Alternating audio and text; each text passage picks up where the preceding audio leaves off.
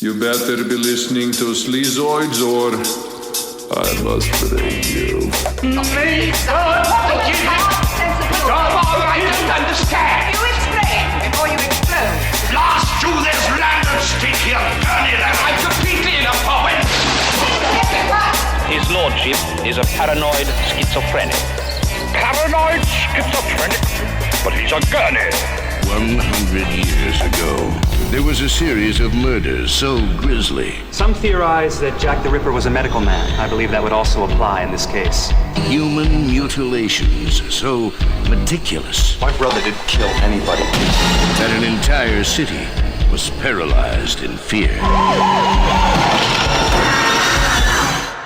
Hey everyone, welcome back to another episode of Sleazoids, the podcast where we go down the rabbit hole of 20th century genre fare from the most influential canon classics to the trashiest exploitation films we can get our hands on and invite you to tag along in helping us create a canon of sleaze. Each week is a double feature grindhouse style where we discuss two films loosely related by subject, genre, actor, filmmaker, or franchise, and at the end of each episode, along with our honorary Sleazoids, which you can become by subscribing on Patreon. Next week, we are covering some of the most unhinged 90s thrillers that we've ever seen in our lifetime. So join that sleaze, baby.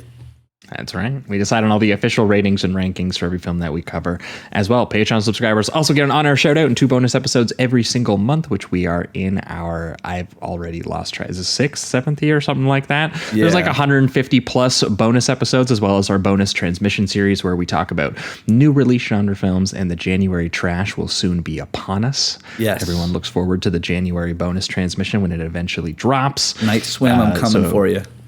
That's right. So if you want any of that, patreon.com/Sleazoids podcast. And speaking of which, we have a bunch of new patrons to give their shout outs here.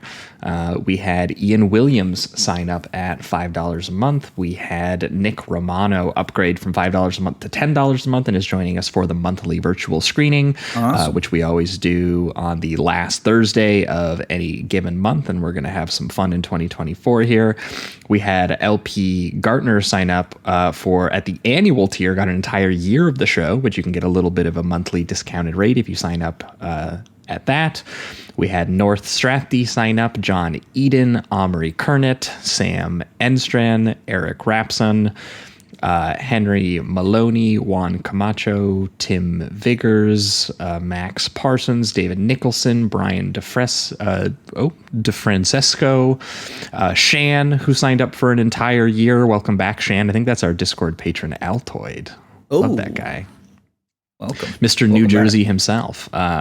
We had Austin Ammer sign up, Tony Fan, which I believe is Tony Scott Fan, Mr. Olav signing up for another entire year of the show.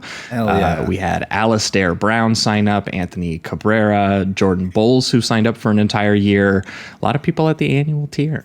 Max Pittman, Noah, and last but not least, Andrew Ross. So thanks so much to all of you folks. We appreciate the support. Hope you're enjoying all those bonus episodes. Yeah, thank you very much. That's the one plug for the week. The other, as always, is Apple Podcasts and Spotify. If you are listening on either one of those platforms, and I can see the stats, I could see you right now listening on both those platforms, give us a good old rating and review over on those apps. It helps us climb the ranks and find new listeners. And the very last plug, as always, is merch. If you like the poster art that based out of Toronto horror artist Trevor Henderson did for our show, you can get that put on basically anything that you can think of. And you guys have got a lot of stuff. Notebooks, hoodies. Someone got a coffee mug recently with a little Sleazoids logo on it. It's very cute. Yeah. Link to that is in the description of this episode, as well as over at sleazoidspodcast.com for anyone interested. But that is it for the intro. Welcome back another week. As always, I am your host, Josh Lewis, and joining me also, as always, is my co-host, Jamie Miller. Welcome back, everybody. Welcome. I believe 2 weeks ago would have been the last time you folks would have heard from us, and it would have been the last main feed episode of 2023, where Jamie and I, as we like to do, put the year to bed by counting down our top genre movies of the year, which we expanded from 10 movies to 15 movies, official top 15. And somehow in our brains, we went, well, this is going to be a shorter episode than the year before because we added more movies. Yeah. And instead it was a 5-hour long episode. Luckily, so far, the feedback on the 5 hours has been, I think, mostly positive, so you're not totally sick of us. That's good. It's good to know. Yeah. And it's just people it's just more love adding to us, the watch list. That's what it is. Yeah. How many 3-star classics that, can we bring up that no one saw? That's Exactly. ultimately what that episode is. That is the goal. More than our favorite movies. So if you haven't heard that episode, it's a monster 5 hours, and we have been hearing some people have been breaking it up into various stretches. So in various probably. days. Yeah, as you probably should.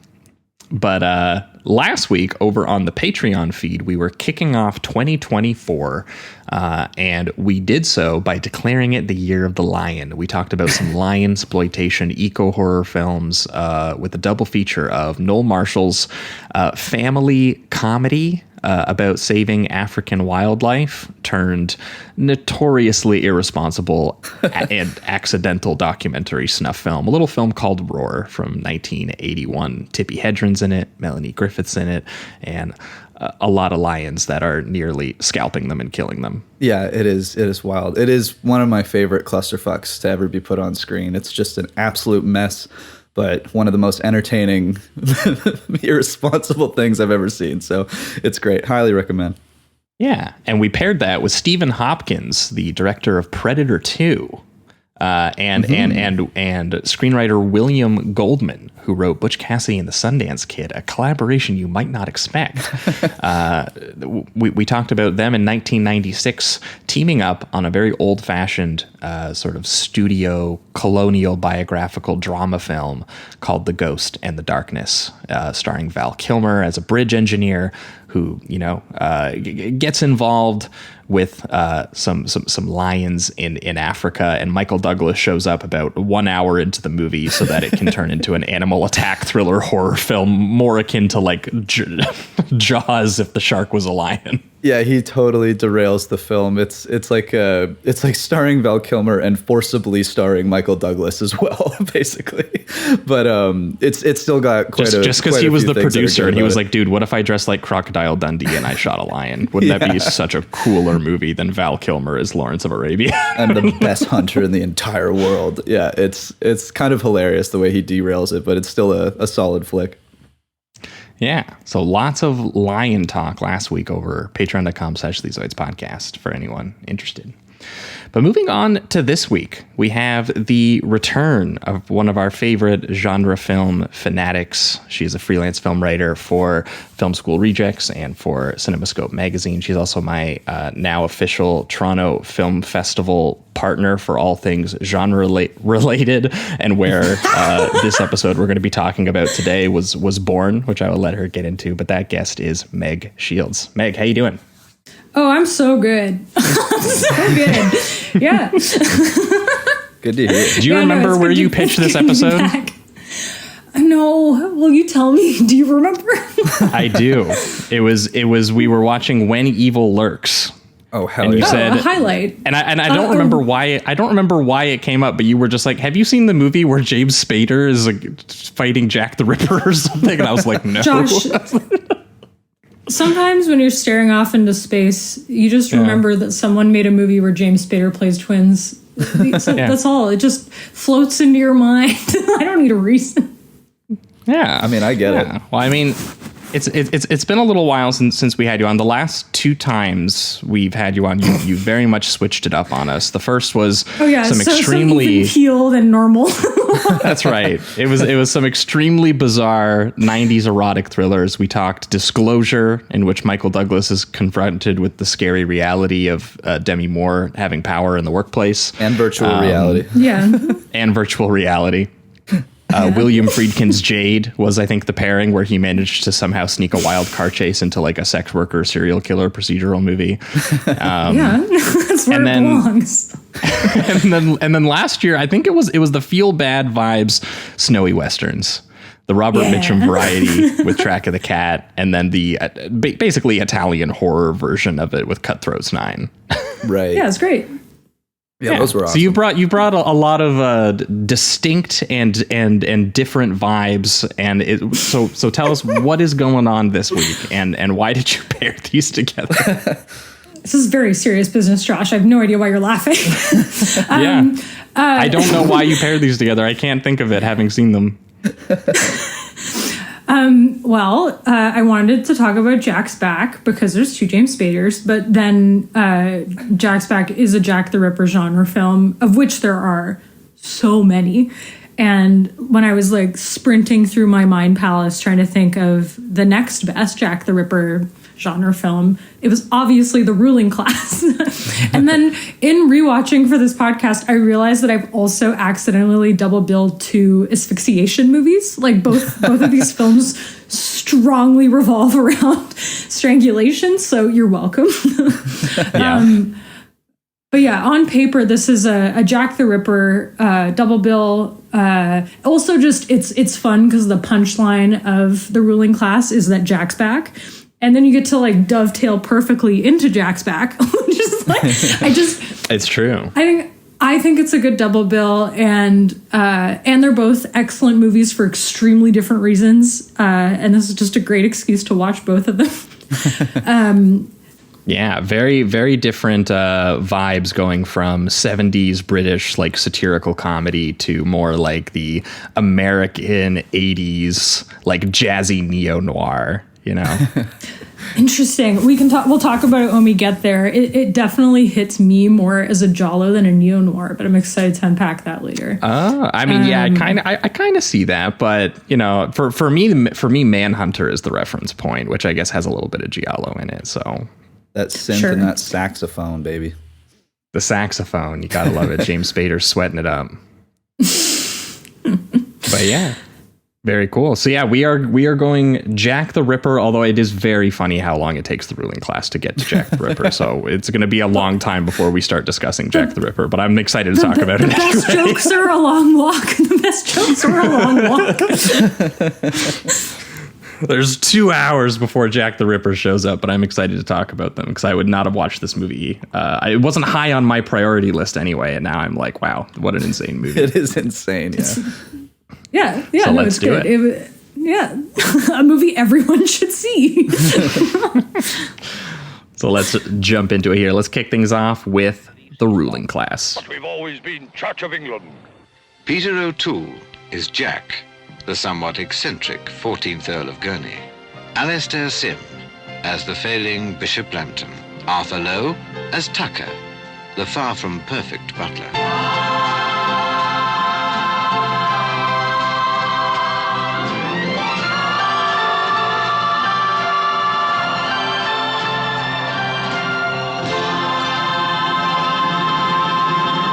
All right, we are talking The Ruling Class, the 1972 British satirical comedy horror? Question mark? No? Directed by Peter Medak, written by Peter Barnes, two Peters going on here, based on his own 1968 stage play, and starring Peter O'Toole, Alastair Sim. That's 3 Peters, baby. Oh, that's 3 Peters. God damn. Peter. And Harry Andrews, among a bunch of other actors. I was not familiar with Peter Barnes, but I guess that he is a British film critic turned playwright and screenwriter. And this play, which is also called The Ruling Class, is this very absurd aristocratic satire which centers around men with very long names. The central one is Jack Arnold Alexander Tancred Gurney, the 14th Earl of Gurney, played by Lawrence of Arabia himself, Peter O'Toole, in the film in an insane performance, which we will get into. But the play is about the Earl as essentially this privately institutionalized paranoid schizophrenic with delusions of grandeur, including thinking he is the reincarnation of both Jesus Christ and eventually Jack the Ripper, who is chosen to inherit the earldom from his dead father's will, despite everyone thinking it was going to go to a much more competent and respectable member of the family, who then all proceed to conspire to oust him and steal the estate back, which there's a lot of problems that go wrong doing that. A lot of violence ensues as a result. But apparently this play was a very big hit on the West End, with a lot of praise for its style, for its like deliberate sort of theatricality and ridiculousness in its approach to an aristocratic melodrama kind of gone absurd and violently wrong. And Peter O'Toole loved it so much that he bought the rights to it personally. He was like, Good man. I want to be part of that. I don't care who makes it. I'm part of that.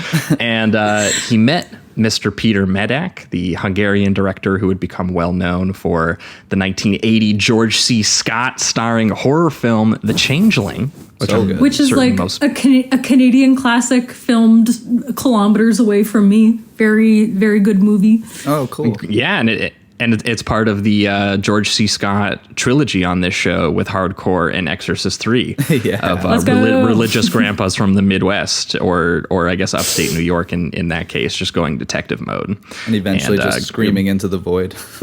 Being driven mad in a haunted house movie, essentially. Man, I wish George C. Scott had walked into the ruling class and been like, what is happening? Yeah, seeing him react to some of the things that Peter O'Toole says and does in this film in a fantastic like slow zoom or something would have been wonderful. Yeah, definitely. Yeah. But apparently Peter Medak also loved this material and was constantly pestering Peter O'Toole to be like, dude, sell me the rights to that. Dude, sell me the rights to that. You're not going to make it. Sell me the rights to that. And apparently, according to the Ben Mankiewicz Turner Classic Movies intro for this film, one night the two of those guys just got drunk off their ass while discussing the play together, and they just said, fuck it. That's so awesome. We're going to make it together. They went on an all-night bender and were just like, I'm fucking drunk. I'm fucking hanging out with this Hungarian director. And bam, $1.5 million budget. I love that he was Well, I'm like, sure- he actually said, I give you 24 hours to set this movie up, just hammered drunk. Yeah, like he to wakes United up Artists. after his stupor Yeah. and he's like, oh yeah, I'm going to be a part of this project. Well, and what's so funny is that Alistair Sim, like the guy who plays the bishop, who absolutely rips, who like most he's people so probably good. know as Scrooge, like he cast himself. Like he just called Peter O'Toole and was like, I will be playing the bishop. And Peter O'Toole was like, huh? And he was like, I'll see you on set. These guys Like just the amount wanted of it. That's amazing. manifesting that happened in this movie. No one was hired. They just showed up and Everyone chose showed their up roles. and created this magical movie.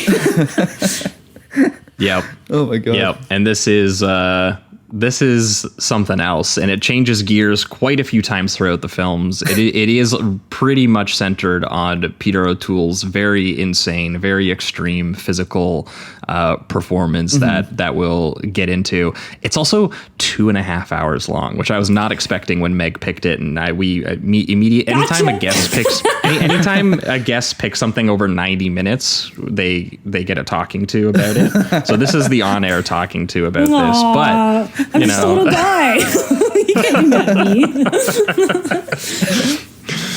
But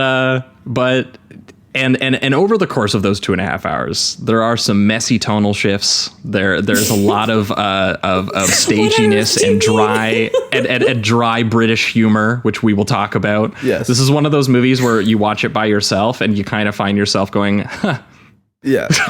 more than, Every single character in this talks as if they're in like a Shakespearean play, or it's obviously written by a wordsmith in which every character just has an incredible vocabulary and is constantly exercising it. I found it to be incredibly funny, but also kind of exhausting in a way. And Don't you want your just movies like to the British. feel like workouts? just like the British, yeah. But yeah, so that's just a very initial small kind of take on it, just at first here, I guess. Yeah.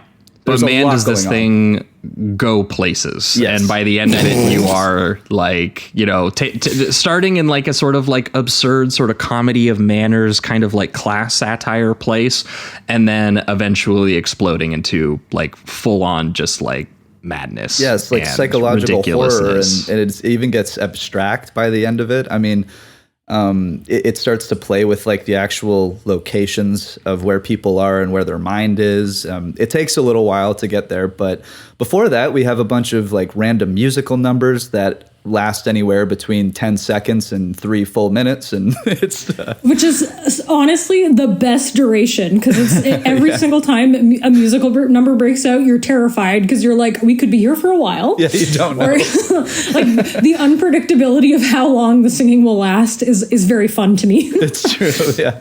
It is funny. The more it, basically the more you get into Peter O'Toole's insane mind as Jesus Christ, the more elaborate everything kind of becomes.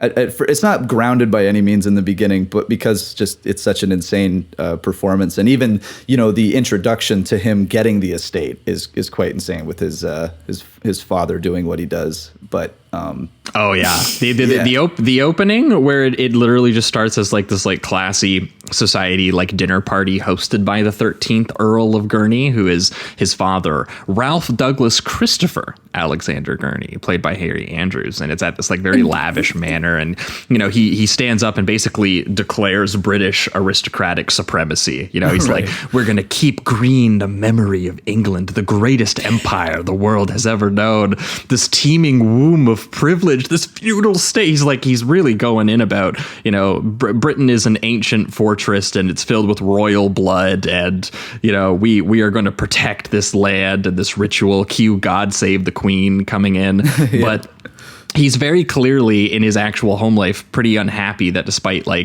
carrying all this weight and owning all of this land as the Earl, he doesn't actually have a proper heir to take it on from him. 3 of his sons have all died quite young, and his last son, Jack, played by Peter O'Toole, is he's eccentric. a little not right in the head. Yeah. And so the apple doesn't fall far from the tree, as we quickly learn. Like this man is like, he gets home and is effectively power walking to his bedroom, just ripping his clothes off, and just to get to bed. And then his manservant being like, a little kink before dinner, sir. And he's like, oh, I shouldn't.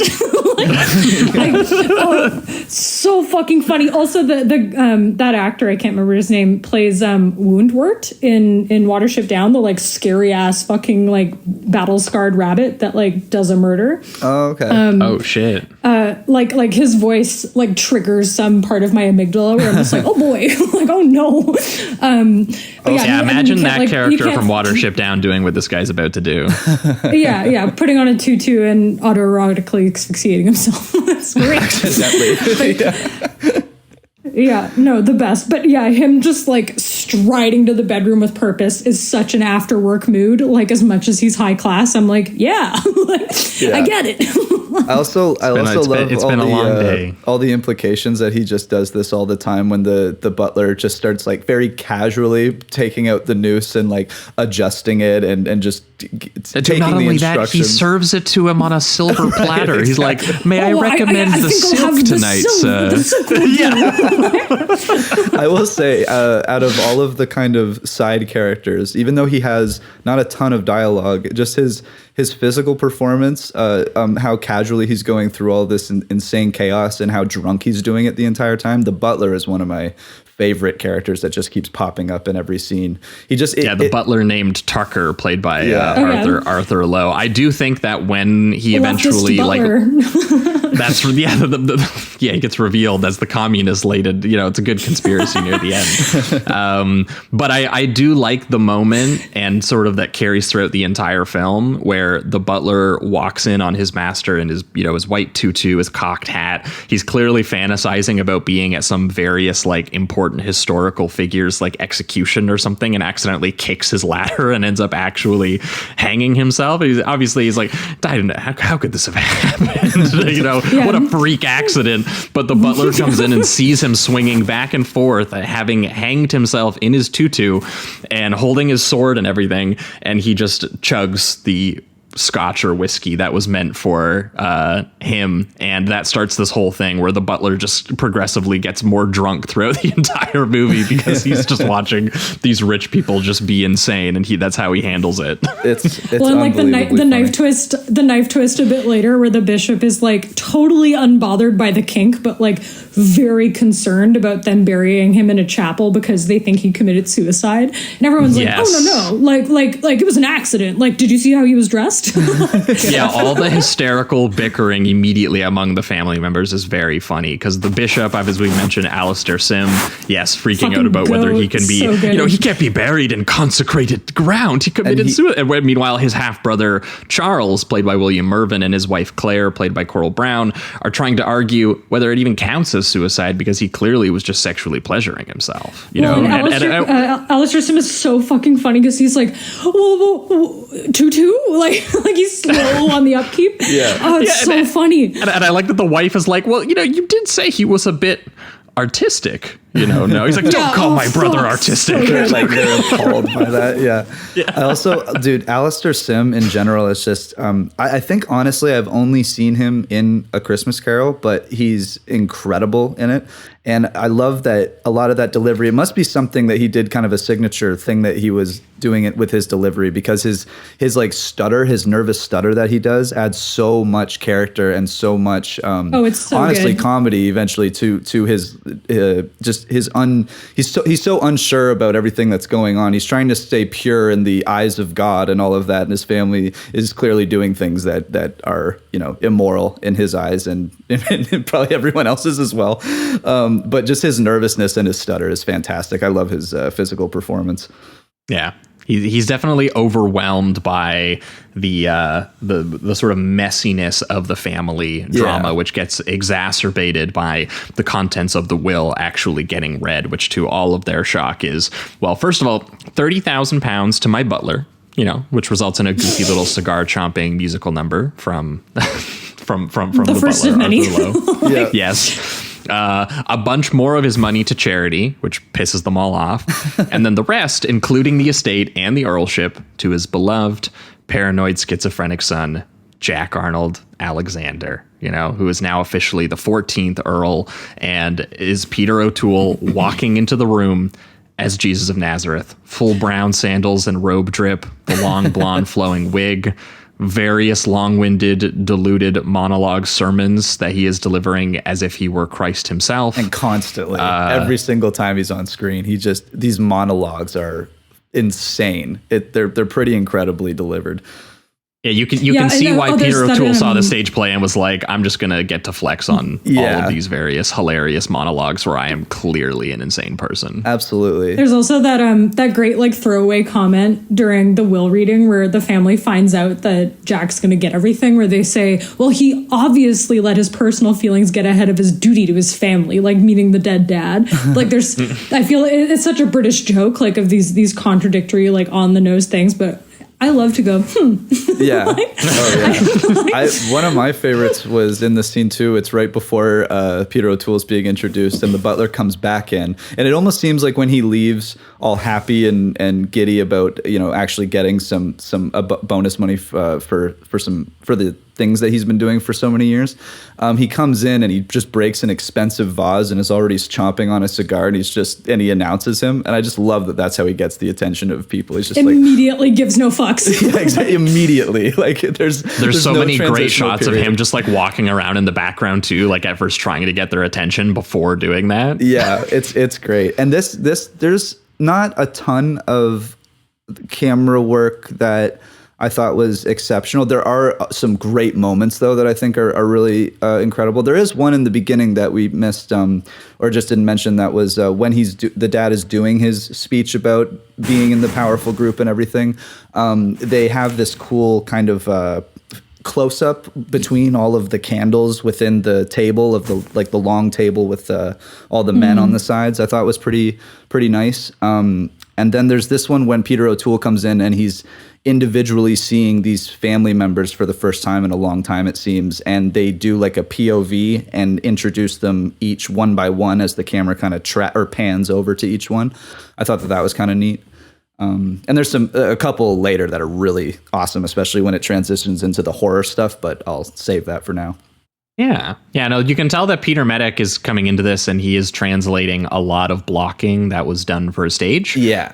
And that's always hard, I think, for a filmmaker to figure out how to impose the camera on that, because especially with these long-winded monologues that they're doing and purposely long-winded, I mean.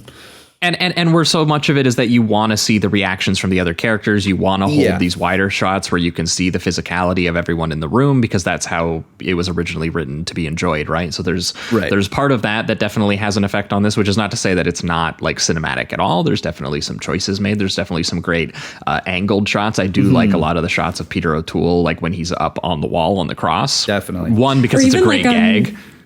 Oh, go ahead. Yeah. Oh, sorry. Just like also during the will reading scene, like there's an angled mirror behind the advocate, and it like looks like a painting because everyone's so still, but it allows you to see the faces of the family as they're like facing. Like there is some clever moments of innovation, but I do feel like this is a play to screen film that gets a bit caught up in being more, tied to being a play. Yeah. But that's okay. Yeah, I mean, you can see how, like these guys clearly loved the play for a reason, and they're trying to preserve all the things that they liked about the play. Right. And also, I don't know. There's enough dramatic zooms for me. Like that's cinema, baby. I don't know. Yeah, but even just terms of like obviously like how scenes are written. Like so many scenes are characters sometimes leaving a room and coming back into a room, and they like one of the first things that we see is when Peter O'Toole is having all of these different interactions with various family members, and one of them is with his Aunt Claire, where they kind of get pulled aside and go over to a couch, and she has that conversation with him. She's like, how do you know you're God? He's like, simple. When I pray to him, I find I'm talking to myself. That's kind of it. That's so funny. Aunt Claire is interesting, and like I feel like other characters slip into this, but I find with her, she's like the first one to really do it, where even though these upper class folks are like absolutely trying to fuck him over to like secure their land title, sometimes they're really good allies. Like they definitely like are very gentle and affirming to him about him being God. Like at no point are they ever like calling his delusion what it is to his face, like until that is the name of the game. Like for the most part, they're very like yes Andy about it, which is very like dramatically interesting to watch, but also just very like unexpectedly kind of these people. Yeah, because he keeps also absolutely more interesting of like I would much rather that Aunt Claire be like, how do you know you're God, than like just keep questioning the absurdity of it, because we have 2 hours and 30 minutes to get through of that, Yeah. And then it also becomes something where a lot of them, I guess, are taking advantage of it a little bit, like when the uncle or Charles starts to use that young woman that he's seeing as kind of a bait, like they're going to get married, and so that they can get the estate, have an heir, all of that. So yeah, it's almost like I think it's convenient for them a lot of the time. They're like, okay, well, we'll just try to take advantage of this schizophrenic man that thinks he's Jesus Christ.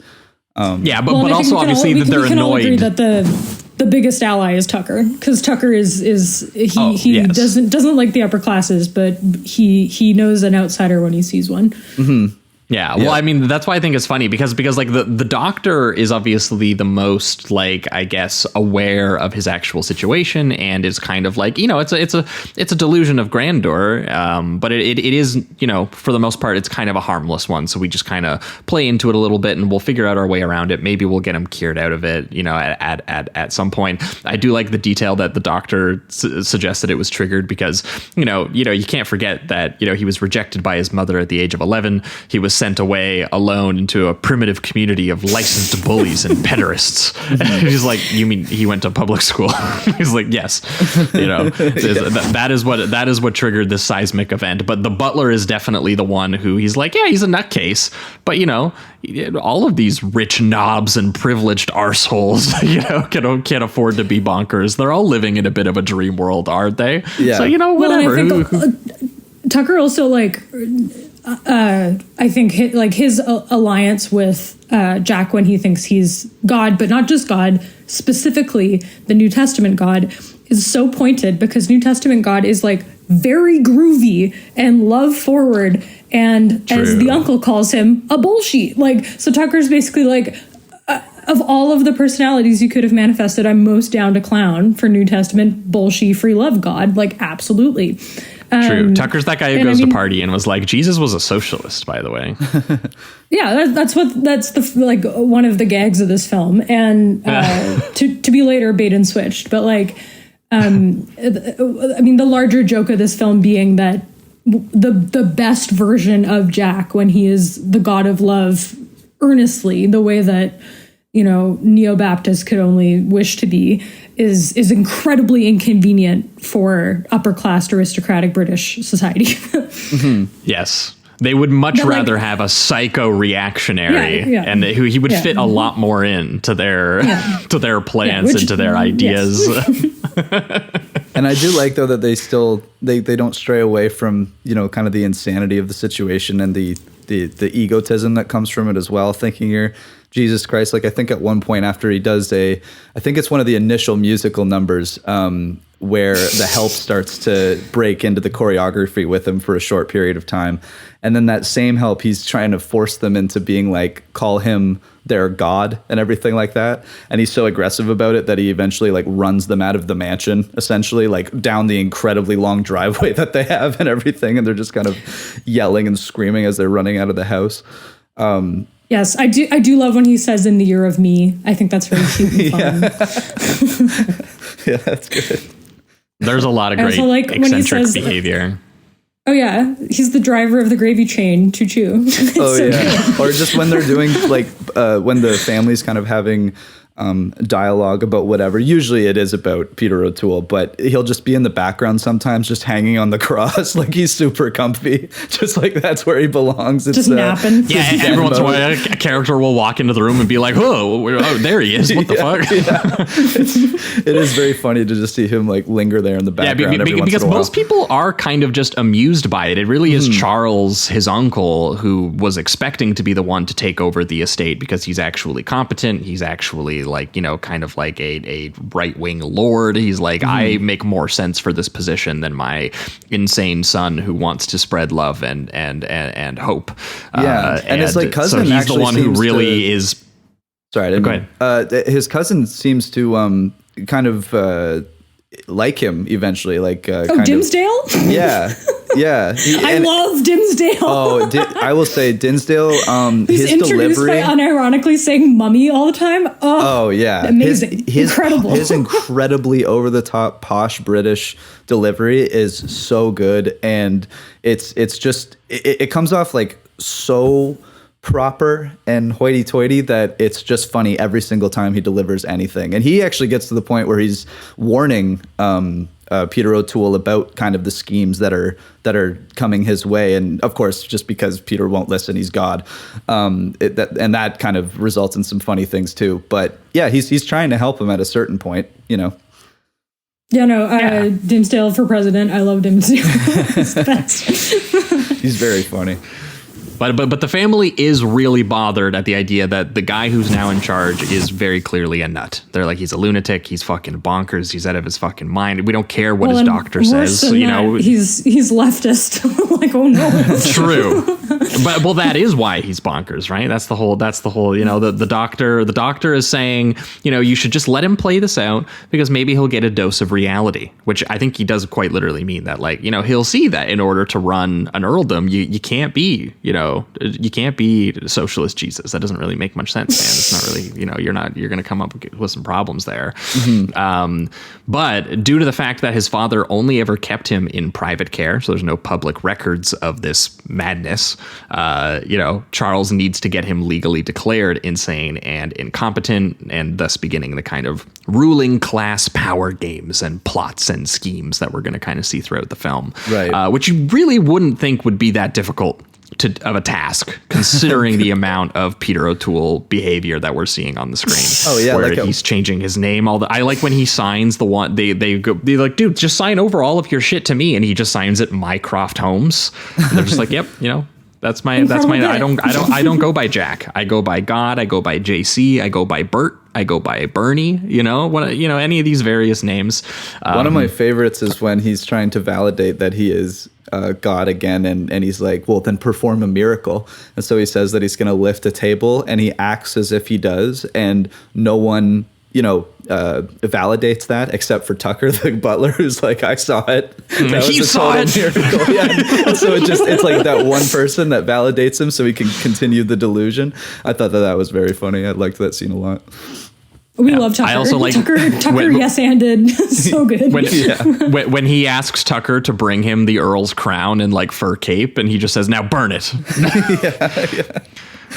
Or Tucker's like, "I've been waiting to do this." I also love that, like, when they introduce Marguerite, so that they can get this heir and hopefully the estate from O'Toole. They introduce her through this kind of like very, almost dreamlike theatrical opera number that she does, and they end up doing this cool dance where the camera is kind of panning from the ceiling, and it's going through all these chandeliers as they're circling this empty dining hall, and it's kind of just getting into his performance aspect as Jesus Christ, and he's viewing her as like the equivalent in a way, like someone that could hold her own and kind of help him with this elaborate vision that he has. Well, because that's when they decide they're actually going to start playing into the fantasy, right? Mm-hmm. Because before that, it's all him just disrupting the dry British power politic with his absurdity. And they just have no idea how to handle, like, just he's dancing around in his white suit underneath his Jesus Christ outfit, or he's sleeping by crucifying himself on the wall in the living room, or he's doing all of these insane things that they don't know. There's that one scene too where the younger cousin Dinsdale invites those like wealthy old ladies over who want to have him speak, but assuming that he's like a wealthy earl who's going to give a reactionary speech, and he's going to deliver all of his father's talking points at the local meeting about preserving Britain, and and he freaks them out by saying that instead he'll preach about love and anti-nationalism, just like Jesus did in ancient times. Oh, is that maybe he starts chasing them around the property and shit. Right, that's what I meant. I think when I was mentioning the musical number with the help, it must have been those people, because he chases them out of the property. I do really love that recurring bit where they keep calling attention to the fact that the psychologist, the doctor, is not English, and just the recurring like, is he English? No. Oh. And it's always like an extreme close up. It's so good. All these people have such milky white blue eyes. It's so fucking funny. Yeah. So also, at a certain point, Marguerite, that New Testament Jesus fucks like properly is also incredibly funny. That he is the God of love in like every respect, I think is a great bit. Definitely. Yes. And that's just it, is they realize that they need to start kind of playing into his actual fantasy, because to get his inheritance, they got to get him married. They got to make him have a not crazy son. I was trying to figure out the exact logistics of this. Like, were they going to wait until the son was like of age? I couldn't exactly figure, but they were basically, but it is very funny that they're like, we think that you should take a wife, and he was like, who from? doesn't know exactly what they mean. Been married. Oh my gosh! And during the ceremony where he's like, some Roman Catholics believe that I was married to the Virgin Mary, and like the poor bishop I need to get that annulled. Oh my god! we're Anglicans. We don't care about that shit. Yes, and I like too that when we're introduced to Marguerite, because he's saying that he's already been married, and it is this, as Jamie was putting, this like big fantasy opera sequence, and it's full of, it's like this lavish like costume ball dance sequence with Peter O'Toole singing the opera, but it just jumps into it. It just looks like a full dream sequence. We don't know exactly what it is that's happening, and we don't find out until after that it was Charles actually who planned this and was manipulating this delusion by hiring his mistress, who is Miss Grace Shelley, played by Carolyn Seymour, and hiring her as an actress because she's done everything from, as she puts it, the stage to stripping, and who he can control and dress up and, pretend to be this sort of like fantasy wife of his, and, put on a first-rate show, his dreams made flesh. I would say it's one of the best marriage ceremony scenes in film. Like I in my mind, it's shelved in the library right next to Donald Sutherland's sermon in Little Murders. Like, it's just so insane. And oh gosh, what does he say? Oh yeah, from the bottom of my soul to the tip of my penis. Like I do love this woman. Like it's so funny. That's a great line. It's so good. That's going in my vows for sure. I love also the setup that that Marguerite has, where he's like tricking a man into marrying you that thinks he's God, and she's like, oh, it happens all the time. Thought that was kind of slick. And I also like that it presents her as this, it's this operatic theatrical performance. She's in this beautiful white dress and everything. And then one of the first things that you actually hear her say when she's not playing that character for O'Toole is that she comes in and she's just like, I'm so, like, she's very proud of herself, but then she says something like, oh, this dress makes me feel constipated. And it's just such a, like, it's just one of those things that feels counter to what you've already seen from her. And then you also have her and the old, much older uncle, kissing and talking about their relationship, and obviously the fact that he's able to, I guess not even manipulate her. She seems pretty aware of what's going on and very intelligent. She ends up genuinely like falling in love with him. Like I do believe that Marguerite like does wind up falling in love with Jack, like genuinely. The simplicity of his love, his strolls through the gardens where he tweets like a bird, or that moment when he refuses to kiss her in the garden because the last time that happened to him, it was Judas. That's amazing. What like woman strange times. He has such a simple mind. It's so beautiful. Yeah, the strange times joke is so fucking good. Yeah, it's so very funny. I also really love the like dramatic zoom away from Uncle Charles when he realizes they're consummating the marriage, where he's just like, damn. Yeah. It's so funny. Yeah. And even though there is like so much, like the family is kind of telling him that this is all kind of a ploy, it's all kind of a sham. Like the butler tells him at one point, it is very funny how much he just rejects the idea that anyone could be so cruel or, like be so not loving in his mind. He's like when Tucker warns him, he's like, a persecution complex is the first sign of a paranoid schizophrenic. So get out of here with your profound negative Kremlin plots and innuendo, sir. Resist it because like, that way madness lies. It is like very adorable how whenever anyone like tries to like loop him into the conspiracy, he like his true self jumps out, and the way that he signals that is by putting on the most insane glasses of all time. Not because he's reading, but because he's cold, which is my favorite line that he gives about it too. Or coming into a consummated marriage and he's on a tricycle. That's just a wonderful display. Yeah, I absolutely loved that. It's the only way to travel, he says. Jamie I just like him notes. blessing. That is, I am for my wedding night. Absolutely. Yeah. You also have to bless the snotty-nosed giraffes and the Society of Women Engineers. It's your wedding day. I love in the middle of too, like when they're about to like have sex, he just goes like, God needs you, come to me. Like he just can't help but just have that God complex the whole time, even in the middle of like, loving your wife. It's so funny hearing it over and over again, honestly. The fact that the movie also pauses to let her do her whole little strip routine as well in front of the camera is very fun. Like the way that it allows kind of other characters to briefly kind of like narrate what we're about to watch or pay attention to, like how much you pay attention to the bishop in the marriage sequence, because we already know how offended he was at the idea of like the sanctity of the church being ruined by burying someone who had committed suicide. And here he's like shakes and cries through the entire ceremony, where it's like, oh my God, I'm marrying Jesus Christ to Charles's mistress, and she's now going to be like, she's going to be the first lady of the earldom of Gurney or whatever. What's interesting about the way they transition these moments, like because her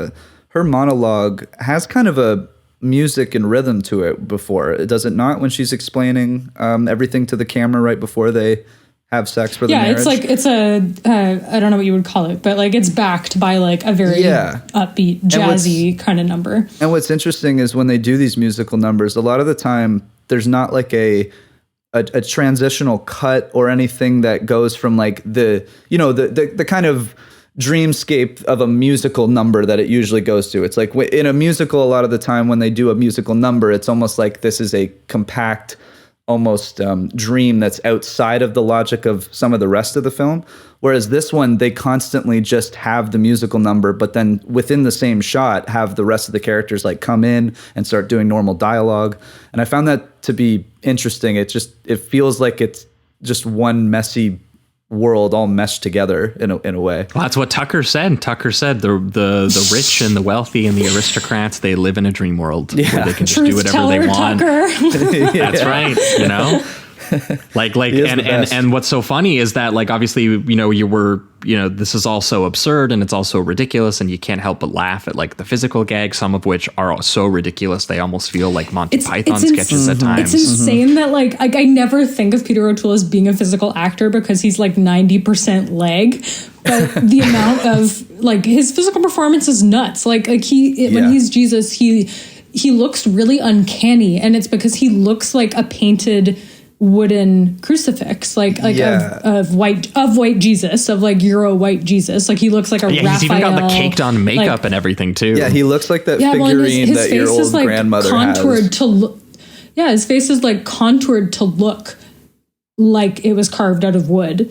And then when he later, as we'll get to, flips to Jack the Ripper, he's still pallid and flat and matte, but it reads more like a corpse than him being like wood animate, you know? Yeah.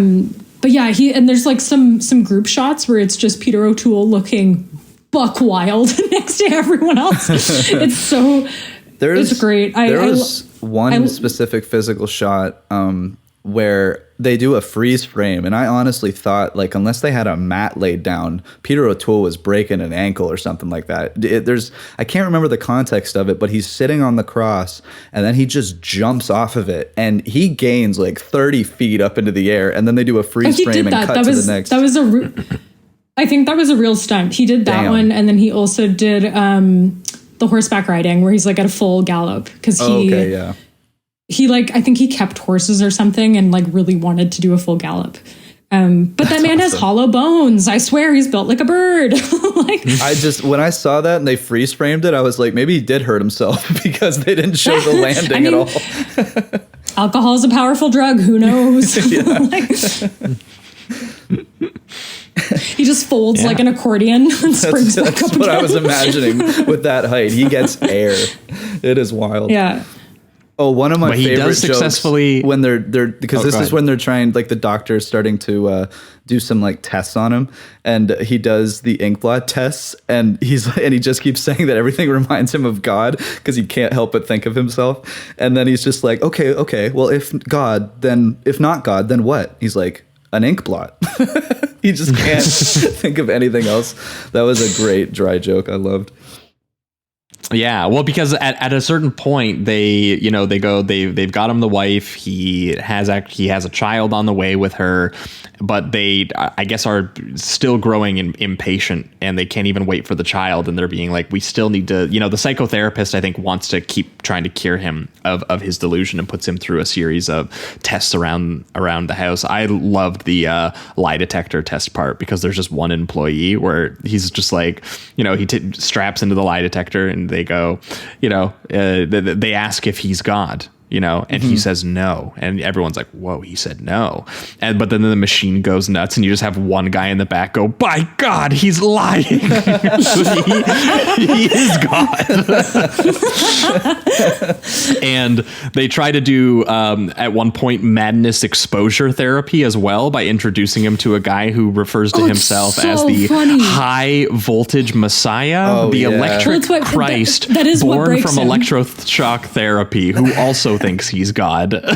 Oh my God. Well, it's what breaks him, right? Because their logic is like, if you're God, you wouldn't be able to make if you're God, sense who's this? to also be in the room with God. Yeah, basically. Yeah. But more specifically, like, the reason why I think he loses that fight, apart from, I think, like, in the schizophrenia off, the other guy is like wild. Dude, he's chomping on like his wine glass until he bleeds. He's he's the electric Messiah. That's just what he does. I love that. Peter O'Toole's like New Testament God, so he's like he's not capable of contending with the other guy who is Old Testament God, which is like how he introduces himself.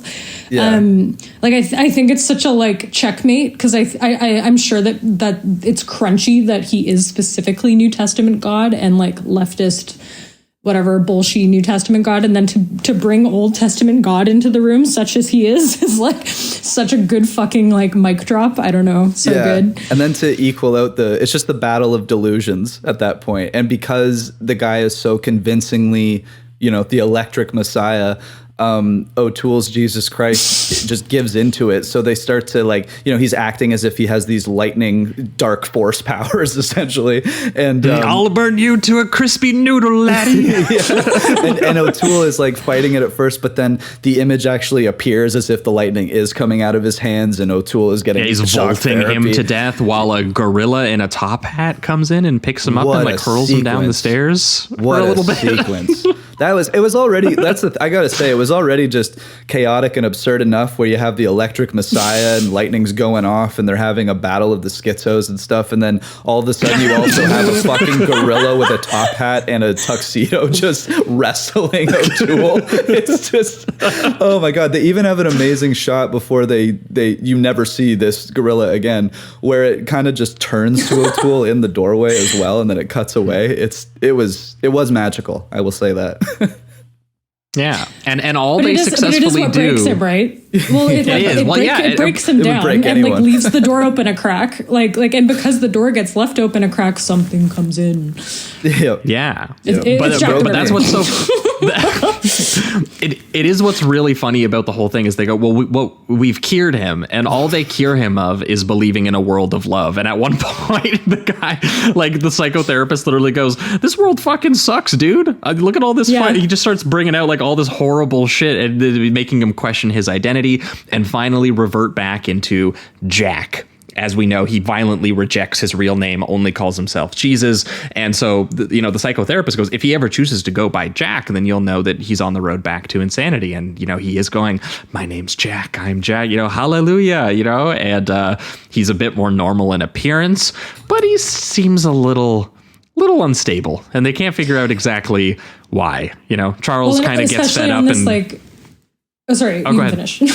I was just gonna say, like, I do love how, like, watching it knowing that I pitched this as a Jack the Ripper double bill, whatever. But like, if you watch it not knowing, the slow, like just off comments of like, yeah, he keeps bringing all this Victorian shit down from the attic, and like suddenly there's all these like Victorian a shotgun palms around or and like ferns. Like it's like he suddenly turned the mansion into this like Victorian place. He's wearing top hats and capes, and you're like, like the movie doesn't come out right away and say what's happened, which I think is really cool. Like I do think a lot of people find this movie because of the last 20 minutes or whatever. But I do really appreciate, like, if you can forget that that, how kind of without calling it what it is, the film slowly lets him be Jack the Ripper, and I think that's cool.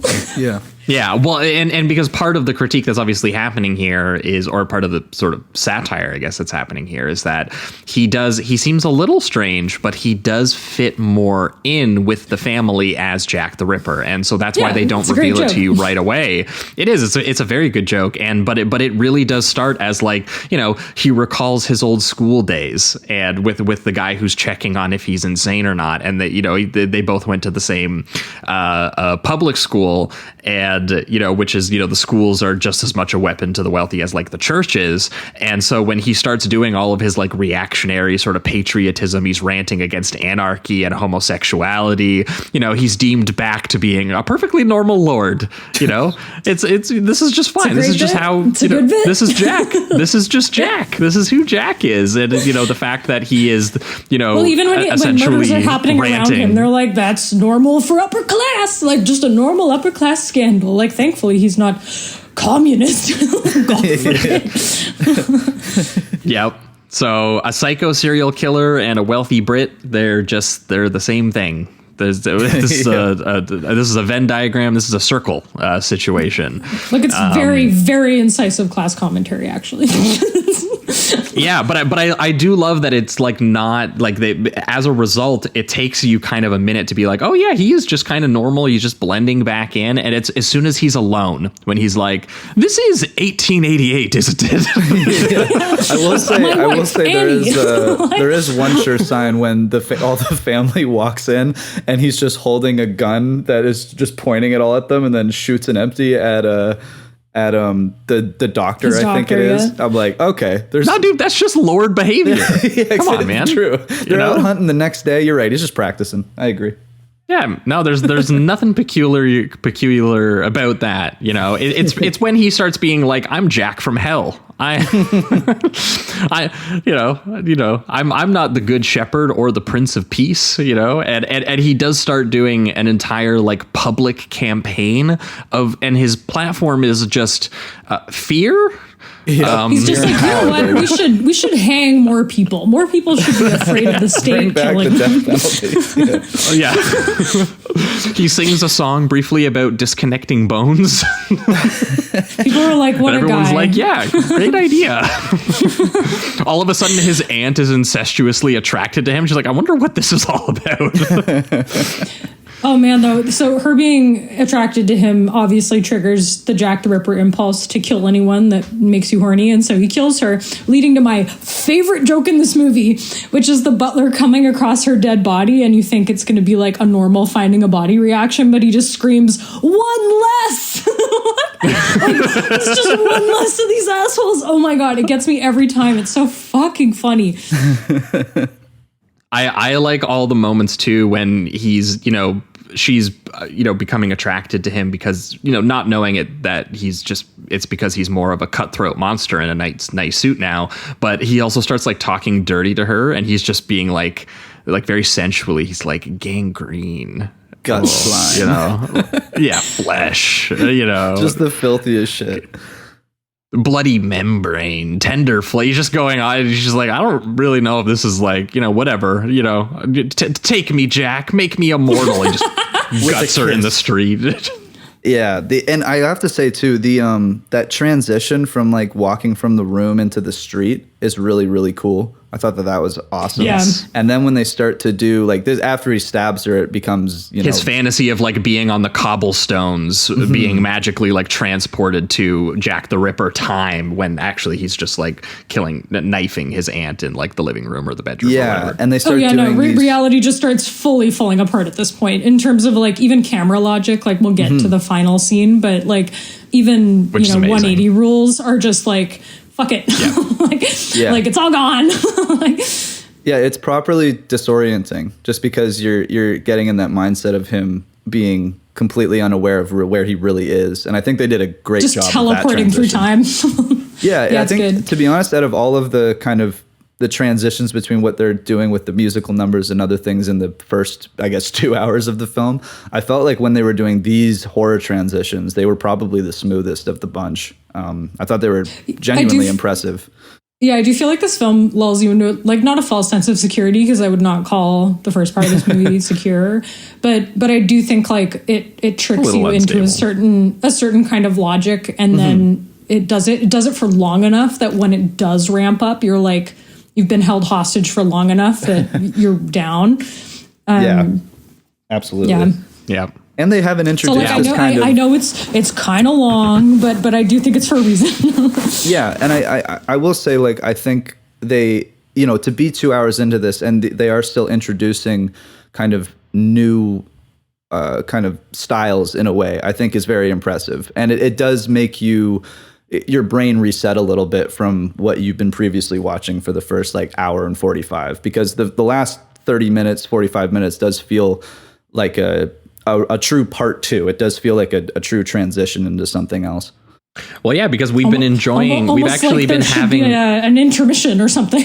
Yeah, and we've been having fun with like the fact that Tucker and Jesus Christ are just kind of making fun of these rich people and using all of this power to just like spread love. And it's a very funny idea that you're just like, oh, this is all of the things that are silly and delusional about the film and about the character are, as a psychotherapist, like like kind of argues at the beginning, they're all harmless. They're all just fun. And then they really quickly stop being harmless. That you're like, oh, you know, he's like Jack the Ripper, you know, haha. And then, oh no, he's like Jack the Ripper. And, you know, and all of a sudden people are bodies are turning up. And, you know, one of the most painful parts is when he betrays Tucker and he frames him for the murder of the aunt because and reveals his communist past and is like, you know, and at one point he even says, you know, you sold me down the river just like the rest of them, you know, and he's very upset. The idea that, you know, Jack was so much better as Jesus Christ and he was such a sweet boy and he, you know, who cared that he was living in a dream. It is very funny that one of the reasons that they also think that it's the butler, besides Jack kind of setting up wrong place, wrong time, is that he's literally doing a drunken like hokey pokey dance around the aunt's dead was, body like, dancing because he over hates her so much. It's very funny. Oh my god! I think the detectives even mentioned that they're like he was doing the hokey pokey around the body or something like that, and that really got me. Yeah, Poor he Tucker. also causes his Uncle Charles to have a stroke. Oh yeah. And it's just, yeah, again, it's the obvious point being made is that they have overtly cured him by just like making him a much worse person, making him a more greedy, impulsive psychopath. And even the cops love him, you know. Right. They're like, it's been a pleasure meeting you, you know, my lord. What a great time we've all had at your place of murder.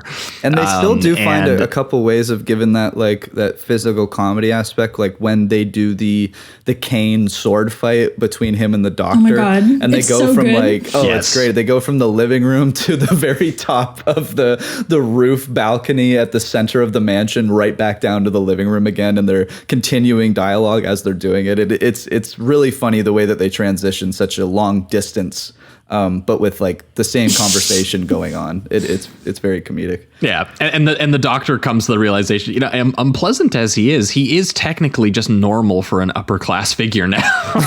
This is just a normal rich guy eccentricity now that he's a fucking crazy murderer, man. Right. You know. Yeah. And then you just have Peter O'Toole just gurgling and screaming into the screen.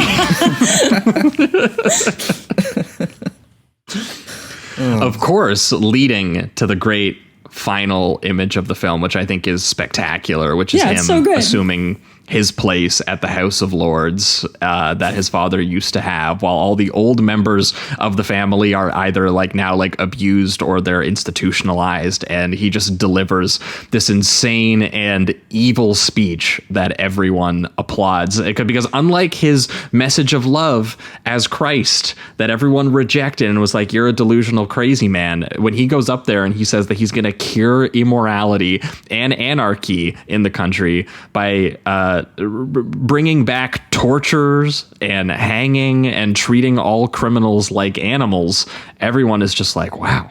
Yeah, this is speaking some powerful words here.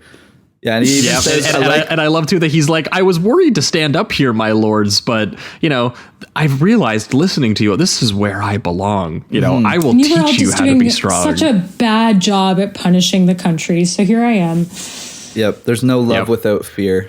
It's still like, it's just a different version of love at this point. He's like, we'll find that love, but the love is manipulation and power. Yes, well, the button of the film of them singing "Onward, Christian Soldiers" is so rich with irony. Yes, while it's doing all that incredible cross-cutting to the lords as like dusty, like cobwebby corpses instead, like he's literally creating like dead. This like land of death that he's about to rule over now. But the production design and the shots are just amazing. Of just like all the lords and all their little fucking crowns, and they're all applauding and singing, and then it'll just cut to a bunch of them are skeletons or zombies, and it's no one acknowledges it. It just flatly is those images. No, and like all logic is just out the window. Like I said, breaking 180-degree rules. Just like it's so disorienting and. Dreamy. Yeah, it's I mean, nightmarish, obviously, but yeah, it's very, very good. Yeah. This is what Meg dreams about. Yeah, obviously. And then the heir, his new son, has the same delusions. I'm Jack. Yep. I'm Jack. Yeah. And, about to kill. and that great like dreamy moment where it goes from all of these skeletons and corpses singing "Onward, Christian Soldiers" at this like new world Jack the Ripper order they're about to install in Britain. And then you do actually have the wife who fell in love with him as Jesus Christ and has a son for him and comes and actually sings a declaration of her love to him in like a void. And he just snuffs it out, just stabs her in the gut, and it instantly cuts like all the audio out and she just dies. And then it's her screams over the manor as the baby Jack is being like, I'm also Jack, by the way. Yeah. I'm Jack too. Jack's back, as Meg would say. Yep. Yeah. Transition. There's two And then of them. you crossfade the two films together. Bam. Now he's been unleashed in this is James Spader was born. This is Peter O'Toole's son. Well, and that baby Makes it to grew up to be James Spader. Yeah. But it is a pretty shocking and pretty incredible image to kind of end the film on. It's wild. Yeah. And Can you imagine walking out of the fucking theater after that? Yeah, like, what the fuck did I just watch? I mean, that's pretty much my reaction that I had after watching it at home in 2024. So, good Lord. Yeah. But I thought it was quite good. If we're pivoting towards the reductive rating around this definitely landed in the 4 territory. I was a little bit unsure early on, just because there is a certain amount of dry, stagey Britishness that I just have a kind of a natural allergy to at times. And me too. you know, and so there was part of me that I was like, I see the sort of the darkly comic ideas. I see how dryly absurd of and the satirical points that it's making. And there was just part of me that I was like, I don't know if I could do this for 2.5 hours. But luckily the film actually does change modes quite frequently, that any time you're like, I feel like the scene's been going on a little long, it'll jump into a musical number, or it will jump into an insane montage of them doing, the mental illness tests on him. And Peter O'Toole's physical performance is constantly shifting throughout the entire film and really does sell the kind of, descent into madness that the film is all about. And yeah, and at a certain point, it does eventually, translate its satire of British aristocracy and power games and the lunacy and psychopathy that's inherent to, kind of being a more successful or a more fitting member of it. But the result is that, you need to be Jack the Ripper and you need to be evil incarnate. And it does land those ironies quite well. Like the fact that it does start in this like harmless eccentricity, and it really is like a comedy of manners, and there is almost like some Monty Python silliness to it. And then it does just go, look at how ill-fitting this like hippie leftist Jesus is in this, milieu. And all of these characters reject him so violently and so horribly. And then it's just like he blends in perfectly as Jack the Ripper. And like, obviously the point that it's making is very obvious, but it's brilliantly kind of like staged and maneuvered into the film, especially to Meg's point about that. It doesn't make the Jack the Ripper thing actually clear until like 20 minutes after it's already been doing it. You're just going, oh yeah, he's just Jack. He's just a great Earl and Lord now. And yeah, it's like, yeah, and it's for a reason. And the fact that it ends up building to these really, really successful horror images through that, it does eventually land its sort of sardonic political symbolism as physical humor and then horror quite well. And so I have to give a lot of credit to Medak, that despite the early sort of staginess of it and the fact that this was literally a stage play, he does get to some pretty cinematic images and ideas at a certain point. And yeah, other than that, great cast. Yeah. The whole bench. I enjoyed them all. Alistair Sim as the bishop was probably one of the MVPs, other than obviously O'Toole, who is just, you can't, I mean, he's the whole movie. Yeah. How much weight do you think he lost doing this movie? Like it looks like an athletic feat. It does. He is running around that giant living room quite often. His fucking gazelle legs.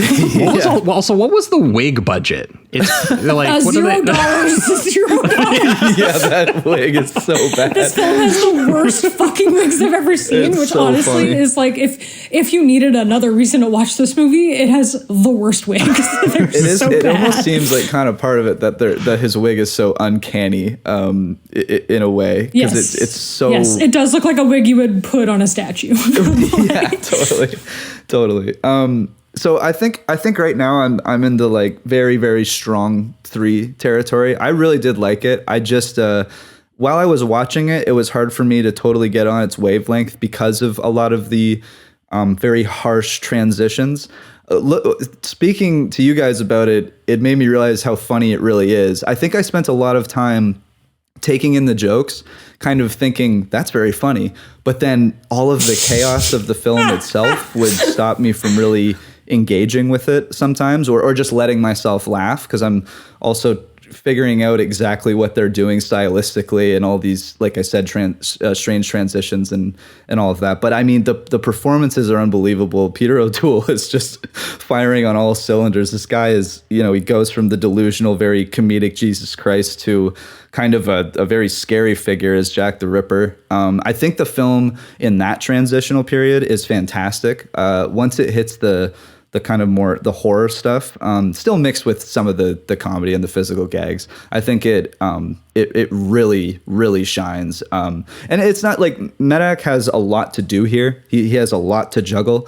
So I'm by no means like taking anything away from him. I think he did have quite a good hold on this film, but I think I just need another go. This is a lot to take on. Just on a narrative level and on a stylistic level. So, but I really did enjoy it, and I think it is very, very, very funny. So yeah, strong 3 for now. For you, Meg. Is it out of 5? Yes, if you want. 4.5. 4.5. Holy crap. Third time returning guest. Listen. 4.5. Yeah, no, I mean, it is chaotic in the ways that I like. It like is playing in the same chaos space as something like Tommy, where it just like holds your hand and is like, listen. Good reference point. That is a good reference point. But there's going to be some musical numbers and you're just going to have to deal with it. Sorry. Like that's the vibe. Doesn't quite have that Ken Russell hysteria, but that's not really a fair comparison point to anyone. Not Few much movies Ken do. Russell. Few movies do. Yeah. Although costumes in this film are done by the woman who did Crimes of Passion as well. Correct, I remember looking that up. Ruth Myers, Queen. Yeah, absolute queen. It's got enough chaos for those of us that enjoy that, like specific, almost like Panto level of chaos, but it also has like very incisive, dense, dry British dialogue humor, which I'll admit I go for. I like as long as that is as it is. I have watched this movie so many times, and I like it. Just cracks me up. It's a great time. If it scratches the itch for you, you're gonna have a great time. If you've ever thought of Peter O'Toole as being like a geriatric like scarecrow, watch this movie. It turns out he's an athlete. I don't know. I always end up smiling. If you want to really watch rich when I watch people hang themselves in tutus, and Yep. that's all I want to watch. That's all I want to watch. It does kind of also remind me just on this, in the sense of it's like all these really great character actors playing a bunch of delusional characters in like one room, or one at least big space. The Ninth Configuration by Blatty. Yes. Kind of reminded me of that a little bit too. So also with the Jesus George on the C. Moon. Scott of it all. Yeah. Yes. Yeah, true. And the George C. Scott, there it is. He's back. Hell yeah. Yes, That's what this Never could have left. needed. That would have got Jamie that star bump. If George C. George Scott C. just Scott showed will up for a always do couple it. scenes and reacted to Peter O'Toole. Yeah, he would should do have been it. the Electric Messiah. Oh my god. Yeah. Oh my god, that scene would have been insane. Not who played the Electric Messiah though? Because I have to say he was awesome. He's in. I actually tried looking him in the credits, and I don't know that they actually called him the Electric Messiah in the credits now, so I can't find who it was. The Toastmaster. He's in. No, he's in. Here, just give me 1 second. He has a sad story. He died like not long after this film came out, and I think they ended up redubbing his They redubbed his dialogue. He was like there's a lot of. His name is Nigel Green. He was in The Mask of the Red Death. He was also in Zulu. He was in Jason and the Argonauts. Like, he's very prolific. Okay. But yeah, no, he rules. Dearly departed, R.A.P. Yeah, he was great. Yeah. Yeah. Also, like, because this is a British film, you can't like throw a rock without hitting like a movie that everyone in this movie has been in. Like, what's the movie that has like a crazy hit rate for the amount of people in it? It's Theater of Blood, the Vincent Price movie. There's like four people attached to this movie are also in Theater of Blood. Nice. But yeah, I don't know. I like, weirdly, this is a comfort movie for me. It's like, it's a good time. She likes the idea of Britain unwittingly accepting the delusional rantings of a notorious serial killer and being like, "This is great policy. This is great They frequently do that. Right? Great. They My do. favorite documentary, The Ruling What a Class. world! Can you imagine? Heaven forfend. Yeah, it's a little bit more theatrical about it, you know. Yeah, you know, it's great. More musical numbers, more breaking out into song. Yeah. So if that sounds your speed, we could definitely recommend checking out The Ruling Class, which is not yet on Criterion, but I think they have the rights to. So at some point, maybe, we'll see. TikTok boys. It's apparently on the Criterion channel. Pops up every so often. So there is a rip of it. I think it's on Tubi as well in Canada right now, strangely enough. It's on Tubi and streaming Plex service. in Canada. Yeah, it really is. Yeah, which is a good way to watch The Ruling Class is with ad breaks, just to really it might be. Just give it yourself 30 seconds to kind of think about what you just watched, and then go to the next 20 minutes. Yeah. But that, I think, is going to wrap it up for The Ruling Class. We're going to be right back in talking about more Jack the Ripper action, but Jack the Ripper versus James Spader ×2. We're going to be back talking Jack's back. My brother didn't kill anybody. That an entire city was paralyzed in fear. Now, 100 years later to the day, the Ripper has returned.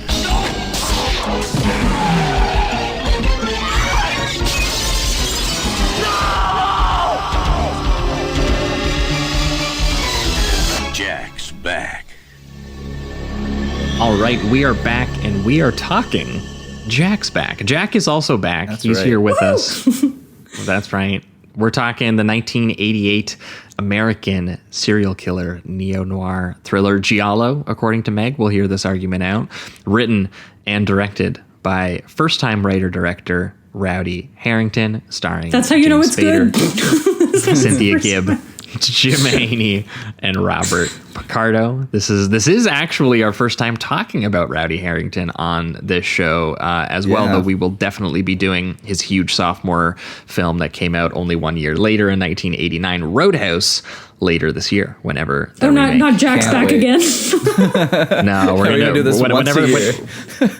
Jack's backer. Whenever that crappy Jake Gyllenhaal, Doug Liman version of Roadhouse comes out later in the year, we will be talking about Roadhouse, which is a movie I do love for all of its macho 80s melodrama sincerity that takes the world of bar bouncing to like Hong Kong action degrees of just absurdity. It's magical. But before making that film, I guess he was like a best boy and a gaffer on a bunch of 1980s movie sets, including things like Repo Man and the original Nightmare on Elm Street.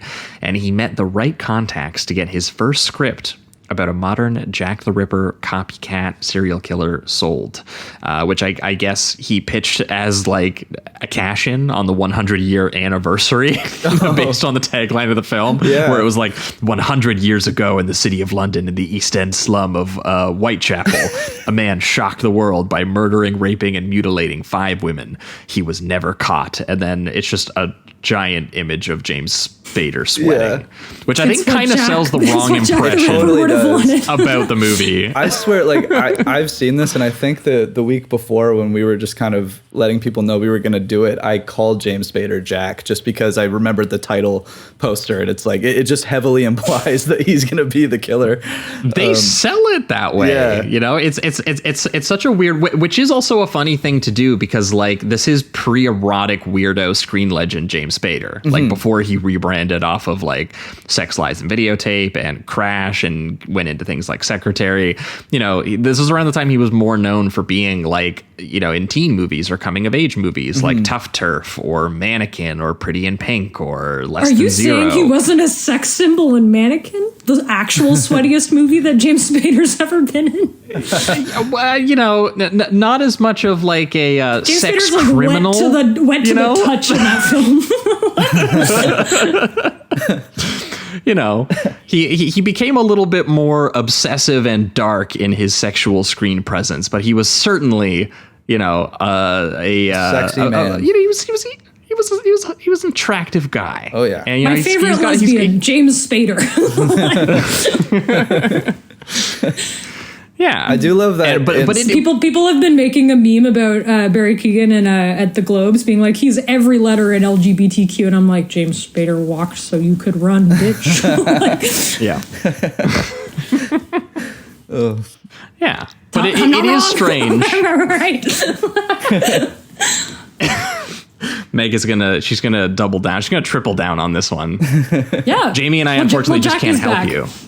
We can't help you out. We can't be allies on this, other than the fact that you do, for anyone who is interested in James Spader, which is a lot of people from all parts of the sexual spectrum, you do get many different sides of James Spader in this, which is wonderful. Yes. Yeah, there's a James Spader for everyone. But what I love is that he's always charming. No matter what, like even when he's got when he's going, you know, in the kind of not even second half, but like the second, I guess, like 2/3 or whatever. It even when he's doing the kind of dark brooding, I'm emotional, I'm sad. He still has the charm, and he's still kind of easily wooing the ladies and everything like that. He can't help it, man. Natural. He's a natural. Yeah, and in the same year that Jeremy Irons did Cronenberg's Dead Ringers as well, James Spader was like, you know, I can pull this shit off too. I can be the sweet dorky doctor in LA who gets caught up and suspected in this murderous Jack the Ripper mystery, but I can also be the identical twin brother who is the sexy leather jacket, chain smoking badass one who arrives in town to clear his brother's name. But it is, I will say, it's really weird that for all Meg's pitching, this is really not that much of a Jack the Ripper film.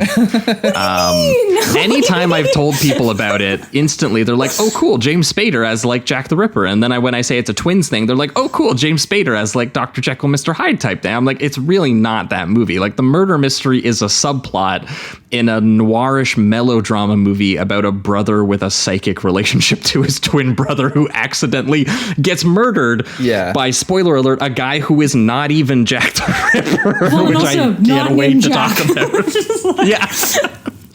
Listen, so it is. This movie has something for everyone, namely 2 James Spaders and also a Jack the Ripper vague plot motif. It's fine. I think for me, what makes me like, I find this movie to be a very strangely comfortable sit because of its mood, like the way that it has, like, for instance, the very beginning when it's the woman running along the alleyway and they're playing like an actual 80s kind of upbeat pop song, and there's all the fog. It looks like a music video, honestly. And then as the movie continues, it has that same kind of tempo, I would say, and then it adds like the saxophone, like we were mentioning earlier in the episode, and the kind of light, dark synth that's in the background of everything.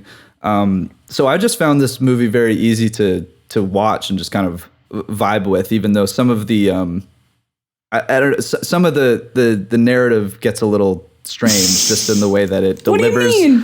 Just in the way that it delivers all this information, how it's delivering the murder mystery, the relationship between Spader and Spader, the way that it has this one of the strangest red herrings that I've ever seen in a movie too, which we'll get to.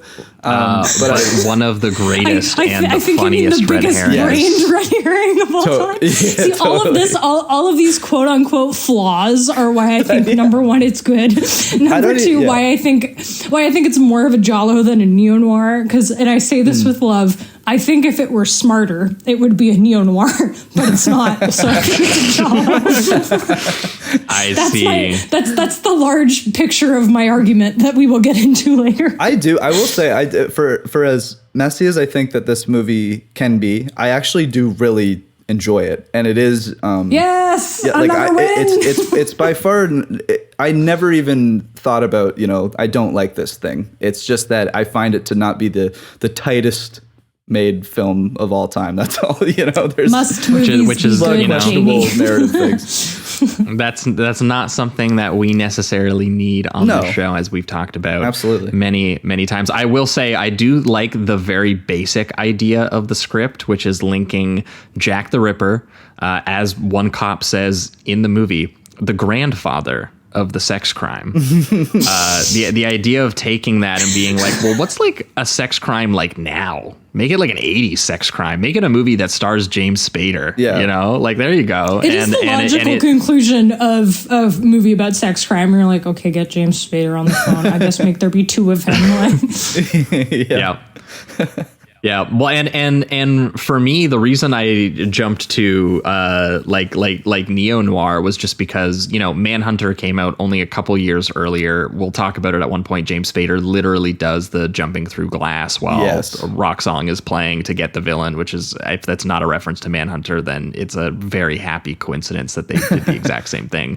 But also just doing like, if that's your reference point, it makes sense. It's also doing like this very sort of synthy, like neon kind of like voyeur thriller. Like the style is there. The style totally. And Herington really nice. Is what kind of sells me on this movie. And I mean, I even looked at, because like Ebert had one of the few like very positive reviews for this movie when it came out. Sometimes and he's right. Sometimes he is. And you want to know why? It's because he's a fucking horn dog. That's what it is. If your movie's horny, it's like at least a 3 out of 4 from Ebert. Except for the Devils.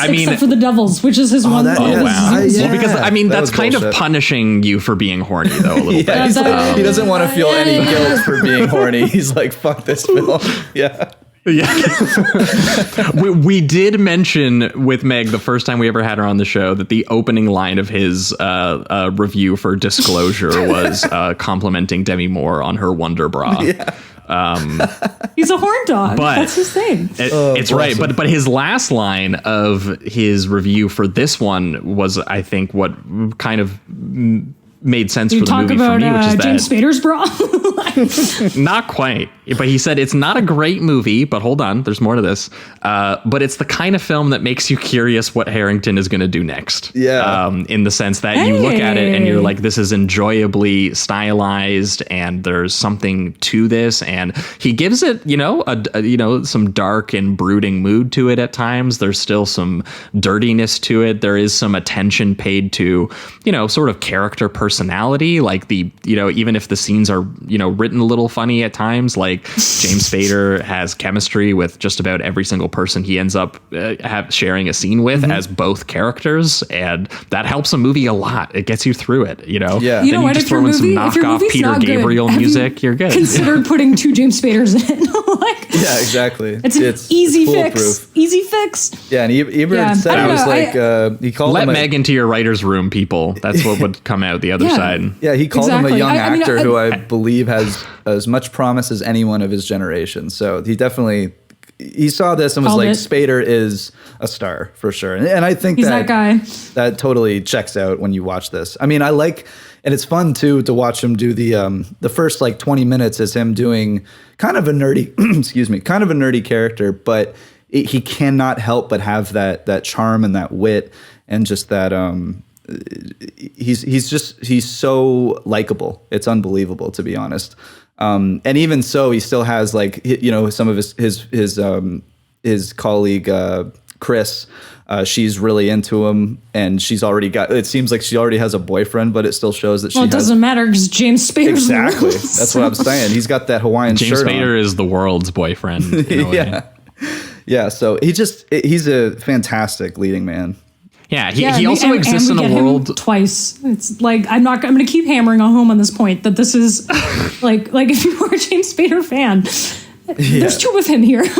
It is a weird one to pitch as because I felt similarly, Meg, to when you were bringing up the fact that like if it might actually benefit you to not know that the ruling class is a Jack the Ripper movie. Sure, I actually think that you might. The first time I watched this, we did not know there were two James Spaders in it. So like the reveal, whatever, we're gonna get there. When James Spader 1 departs the film, very upsetting. Incredibly upsetting. Yeah, but that's what I think is kind of interesting about James like the first Spader like 2 comes in and you're like, oh my god. You're like, what the fuck? How is there a second one? What the hell? It's very so big like WWE like extra person entering the ring energy where you're just like, oh my god. The glass shatters and he just comes out when his entrance. Or like the Undertaker gong sounds and you're like, yeah. Yeah, when he wakes up sweating from the nightmare, that's the gong sound. Absolutely. Yes. We're like, all right, we're not out of James Spader yet, baby.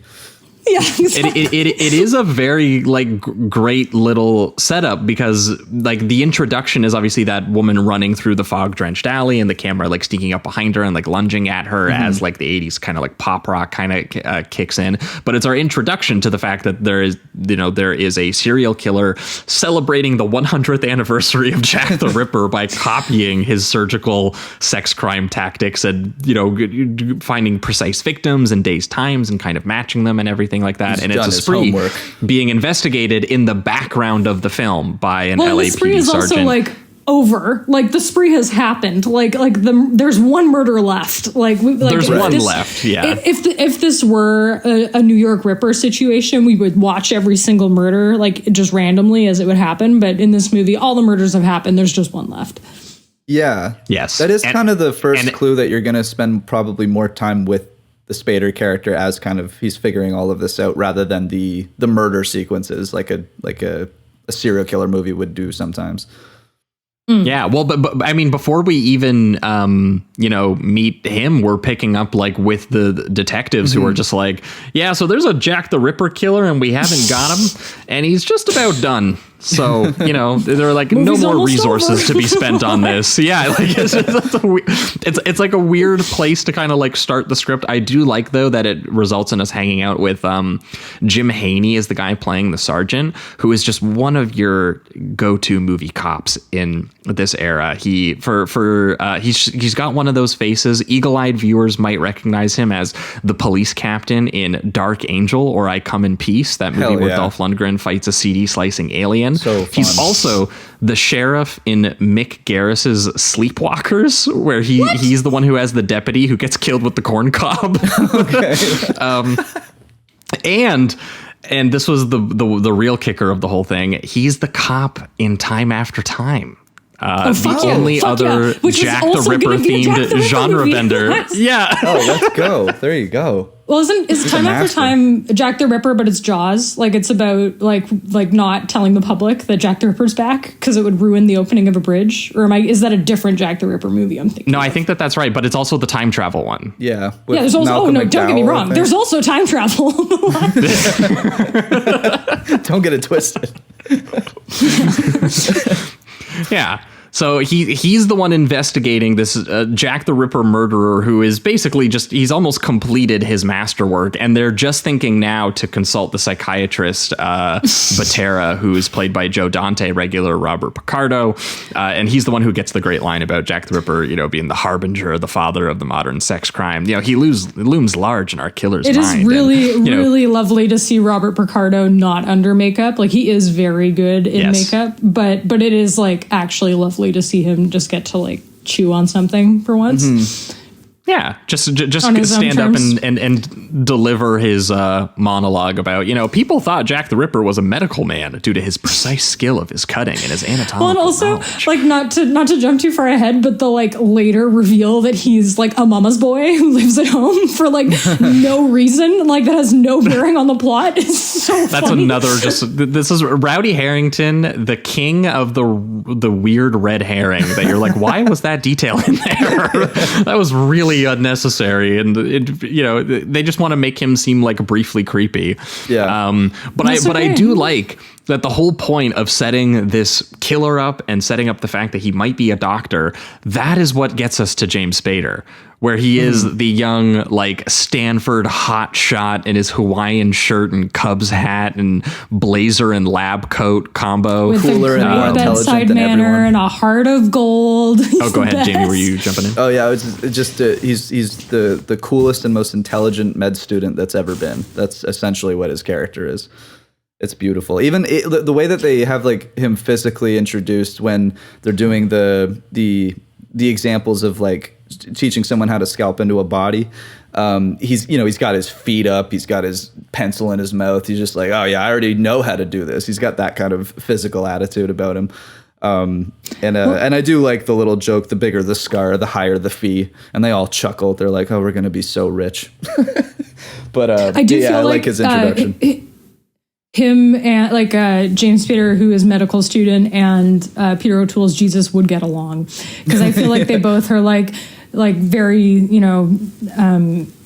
community minded, whatever, like very, like, idealistic to a fault, like they, whatever, his boss for his med student placement is like, stop going to, like, unhoused people encampments and spreading the good word, like, stop helping the community that you grew up in, for God's sakes. Stop helping that old lady in the waiting room. You have too much empathy for the people who come to our clinic.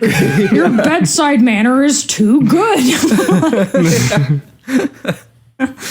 Like, I'm James Spader. I can't help it. Sorry. I know. Yeah. I hate when my doctors are late due to volunteering at the local for the poverty. That's the thing too. Like, not only is he appearing like he's more intelligent than everybody, he's cooler than everybody. He's suave with the ladies. He helps an old lady with her medical issue at one point, which he does get in trouble for. And then after, they're all looking at the news, and he's telling everyone about how we should help the homeless. It's just like, this dude's awesome. Holy shit, this is a perfect human being right here. It is hilarious to have a script beat in there where everyone in the clinic applauds him. Oh yeah, dude. Yes. It's so funny. Like, it's great. And then everyone clapped. Yeah. Oh my God. He's just the perfect med student. Oh, fun fact. So the evil doctor who sucks, who, like, oversees the clinic, also plays Freud in Bill and Ted, which I think is fun, all things considered. Oh, nice. That is funny. But yeah, I guess they have that's just for us. That's just for us. But yeah, I guess they know that something's going to happen because the next victim is supposed to be pregnant and going to be murdered in her room. And it's like, I wonder if that's related to the young pregnant sex worker that the boss just berated in front of everyone in the clinic. I wonder. Nah. I think she matches the Ripper's final victim qualifications, and shortly after going home, he is she's greeted at her door by one of the clinic's creepy employees named Jack, carrying his surgical tools in a medical bag, offering to give her to be named Jack in this movie. But that's why, and I mean, it is a spoiler alert to declare this a red herring right off the bat, but we really do need to say that it's so funny that the Jack the Ripper killer, copycat killer, is not the guy in the doctor's office named Jack. We'll talk about some of the specific details on, like, it's not just that he's named Jack.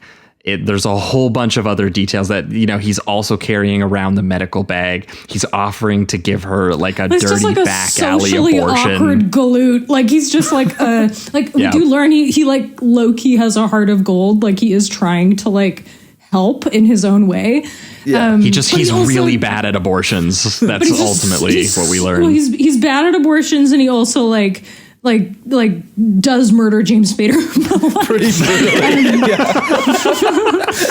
That is one of the funniest things about the red herring is to just put yourself and make yourself a murderer in front of our eyes, but then be like, all right, but it's not that murderer.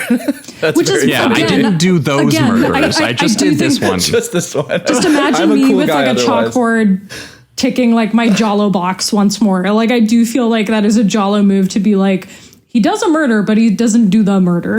Yeah, you know don't pay it. Yeah, that's so funny. Yeah, that's a little giallo-y, but the ultimate giallo move would be that it was a woman doing all of the sex crimes. That's so true. I don't know, That's true. So that's presented within every scene previously with the body of a 6'4" man. That's how you do it. Yeah, that's how you do it. Giallo. American Giallos can only dream so big, Yeah, exactly. Yeah. They wish. Yeah, but it is dorky, sweet Spader is very worried about this woman who rolled up to the clinic. So he goes to her apartment and he finds her gutted and her throat slashed. And he sees Jack, who just also happens to be walking into the room with bloody abortion tools going, dude, I didn't do it, though.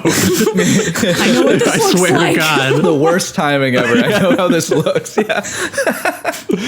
Oh, my God. And he spots his classic Ford pickup outside the building and everything and gets briefly into a sweaty, hilly LA car chase in his rusty Volkswagen Beetle, which is one of my favorite details about his character. There are a lot of car chases in this movie, or car moments. This is a very LA movie in that there's a lot of cars.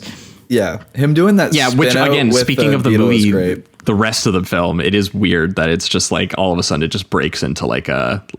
I mean, I guess that speaks to the noir thing. I guess it's trying to do that a little bit, but it is. It almost speaks just to the film in general, because it does so many. It keeps. I will say that I think it keeps a general tone pretty well, but just certain things that it eventually does, like the car chase, and then eventually we get into hypnosis and them sharing dream visions and stuff like that.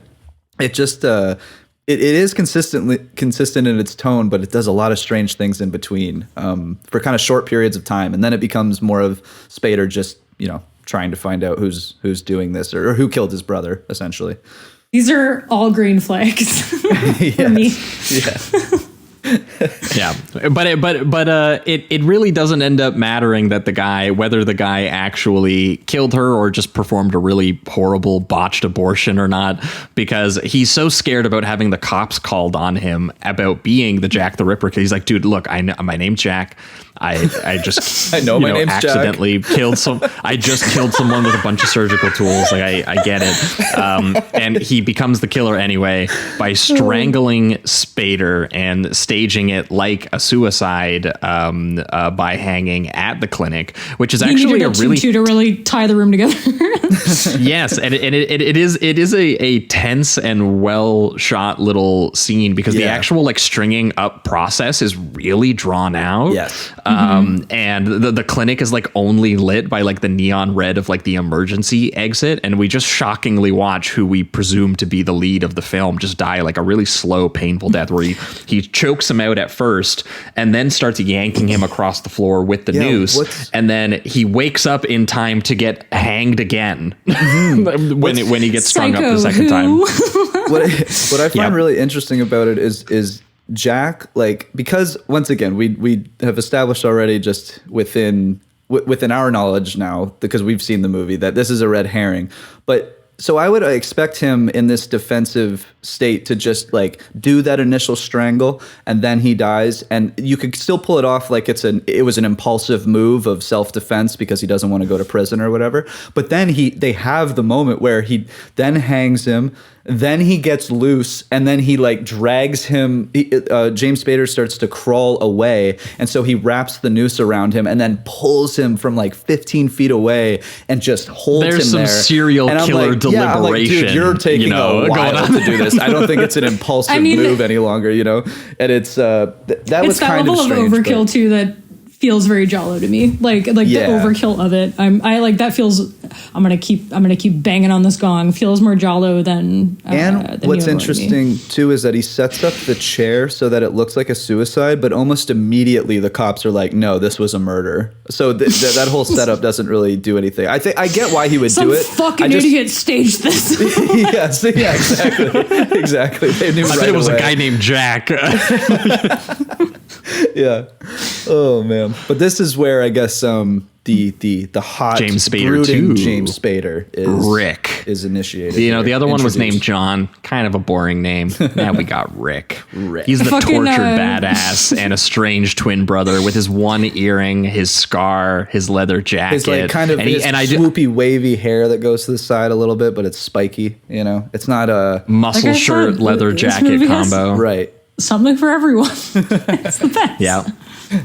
Yeah. The way it is funny. Is he says things like, fuck your eyewitness. Such a fucking badass.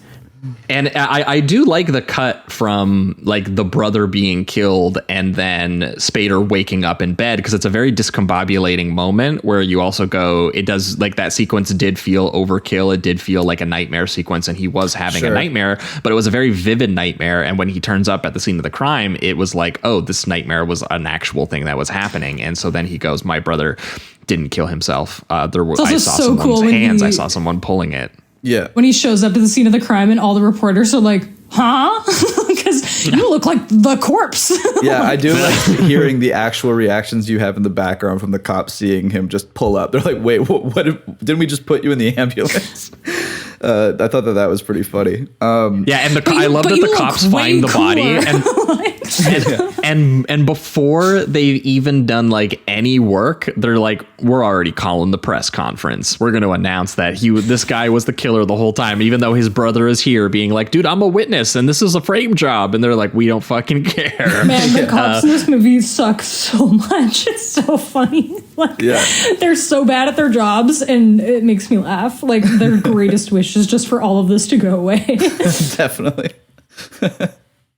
It is funny though to no watch more taxpayer money on Jack the Ripper killer. It is funny. Just later in the film when they think they're really close, and then those two guys come in and they're like, sorry, the timeline's not timelining, and they're like, fuck. Like, no. Like, damn it. It is funny to think that that James Spader's second James Spader, Rick, thinks that this would be completely convincing. It's just the way he presents it is very funny. The way that like someone wouldn't just outright call him crazy when he's like, my brother was murdered. I saw it in a nightmare. And it's like, okay, man. Like, I get it. Maybe we should at least listen to you in some capacity, but it does cite my sources. I saw it in a dream. Yeah, I saw it in my dreams. Write that down. Although it is funny that when they do start believing him, they start believing him and going, well, then he's the suspect, though. Yeah. You know? True. Because that's fucking true. weird. It does kind of go against him when they're like, he's saying that he saw it in his fucking dreams. Either he's telling the truth or he's the murderer. Yeah, they were like, we actually do believe that his brother was strung up and hanged by someone. I bet you it was his brother. Yeah, exactly. He knows a lot of details here. He is a shoe store manager with a criminal record, you know. God, the reveal at the end that he runs a store, that he works in like a sports goods is so those funny. Foot Locker managers, man, dangerous in like a people. horrible polo. Yeah, and he's just servicing a guy who's like smoking like a big cigar or whatever, and is like, "Are these good for aerobics?" He's like, "Yeah, man, you know, whatever." And I do like that, despite not believing him, the cops the first idea that they have is to call the psychiatrist in and have him hypnotized to bring about the vision and nightmare and sort of like memory out of his mind, where he does go, you know, he sees Jack's face. He's like, I saw that motherfucker's face. So now I know who it is, and we're gonna find him. And it starts him on his kind of what is more ultimately of like a dream logic investigation than like a cop procedural. Just using hypnosis. Another point in Meg's court, I would say. Hell yeah. Yeah, that one. Count 'em. That one we can give to Meg 100%. On the board. Yeah. And it is awesome how much of it is just like James Spader is cool. Like so much of this is just based around Oh, just 80% of this movie is James Spader being a badass, walking around being like, I'm so sad that James Spader is dead. if only there was two James Spaders still God, alive, there's another we could one both of me. share the screen together. Yeah. That's At one point, there actually is. Go ahead. Just after we see his horrible retail job and he's just smoking and drinking whiskey on his wonderful porch, petting his cat. And I'm like, I think that's living. I think he's got it figured out. Yeah. I do like his they're performance during the hypnosis when he actually has to like physically act out like he's being hanged in the chair and being choked cool. and all of that. Like I do like when it starts to physically connect to his dream and the hypnosis and all that. That was pretty nice. Yeah, I love that shot in that scene of when he's being interrogated behind the like two-way mirror by the cops, including also I want to give a shout out briefly Chris Mulkey, who I always think of as the opening Ferrari hair metal bank heist Grand Theft Auto shit in The Hidden. Oh hell yeah! That's just what I always think of that guy. Hidden. Let's go. Yeah, he's right. He's the opening shot of The Hidden. That's awesome. But there's a great shot when he's being interrogated by them and they're prepping this hypnosis scene they're about to do with him, where James Spader is just blowing smoke in the direction of the mirror, which we see framed from the other side with the psychiatrist, where there's just a second James Spader on the little TV screen monitor, so we get to see him doing it twice. Yeah. So briefly, there is two James Spaders on screen at the same time, just in that Thank one shot. God. Yeah. You can't have everything, Dead Ringers. That's right. And but yeah, the cops do ultimately just get more suspicious of him for having so much of this information, and they were like, well, yeah, we think you know, maybe your brother was killed and framed, and if so, we think it was you. So he has to go do all this investigating kind of on his own and looking into his brother's life, but there's a lot of great detail of just like everyone's weirded out by the appearance of a second James Spader. Yeah. Like when, especially when Chris, the employee he had a bit of like a cute relationship with, she gets a shot at him, except, you know, now he's even sexier and now he's actually willing to take her out for dinner. Got that unlike the leather other James jacket Spader, now. who was too busy being a good guy to think about going on dates. Yeah, they even had like lines where and- like, do you even have a penis? Like that's the kind of 80s humor that they were throwing in. I loved it. Yeah, and there's definitely also like a tiny bit of like, you know, I think they could have maybe done a little bit more with it, but there is some tension for him with how she like looks at him and like likes him, despite the fact that there's like no history together, like for on his side of it. So he's kind of like taking his brother's position in life as a doppelganger, and they're both kind of grieving the brother together. So there's something there in the writing. It's just, you know, it's not quite Dead Ringers, you know, in terms of how well developed that is, like thematically, I guess, you know. Yeah, it turns more into like they're helping each other solve the case, and by the end you kind of feel like there was something in between. But I liked that thought of her seeing, you know, her old friend in him and kind of just subconsciously falling for him. I do wish they delved in that a little bit deeper, because I did find that interesting. But I do like their initial scene at the bar, just because, like, again, Spader is doing his just like, I'm so dark and sad about my brother, and they're trying to I can't even finish my beer. Oh, I was literally just gonna say that one detail in that scene drove me nuts. I think I even said it to Josh when we watched it for the first time like months ago. I was like, he didn't even finish his beer. What is going on? I'm glad here? we're on the same page. Yeah, he drinks like a tenth of that thing. I'm like, come on, man, chug it at least. But yeah, it's a nice little scene with her. I also love that beautiful crane shot of them driving to the pub in the convertible as it's like above them, top down, and it goes to meet them. Like there's a bunch of just really cool little like directorial flourishes by Herington. Yeah, it looks real nice. The style goes a long way for this film, it does. I think, and the mood of it. Which is why, like, my pitch to people about this movie, apart from there's two James Spaders, and it's what I think it is. I think it is a good example of an American giallo. Is that I think this is a good representation of the best that Tubi has to offer. Like, I know this is not a Tubi original, but like, I think it embodies the Tubi dream, which is that you click on something because an actor you know is in it, and then it turns out to exceed your expectations. That's like what I think this film.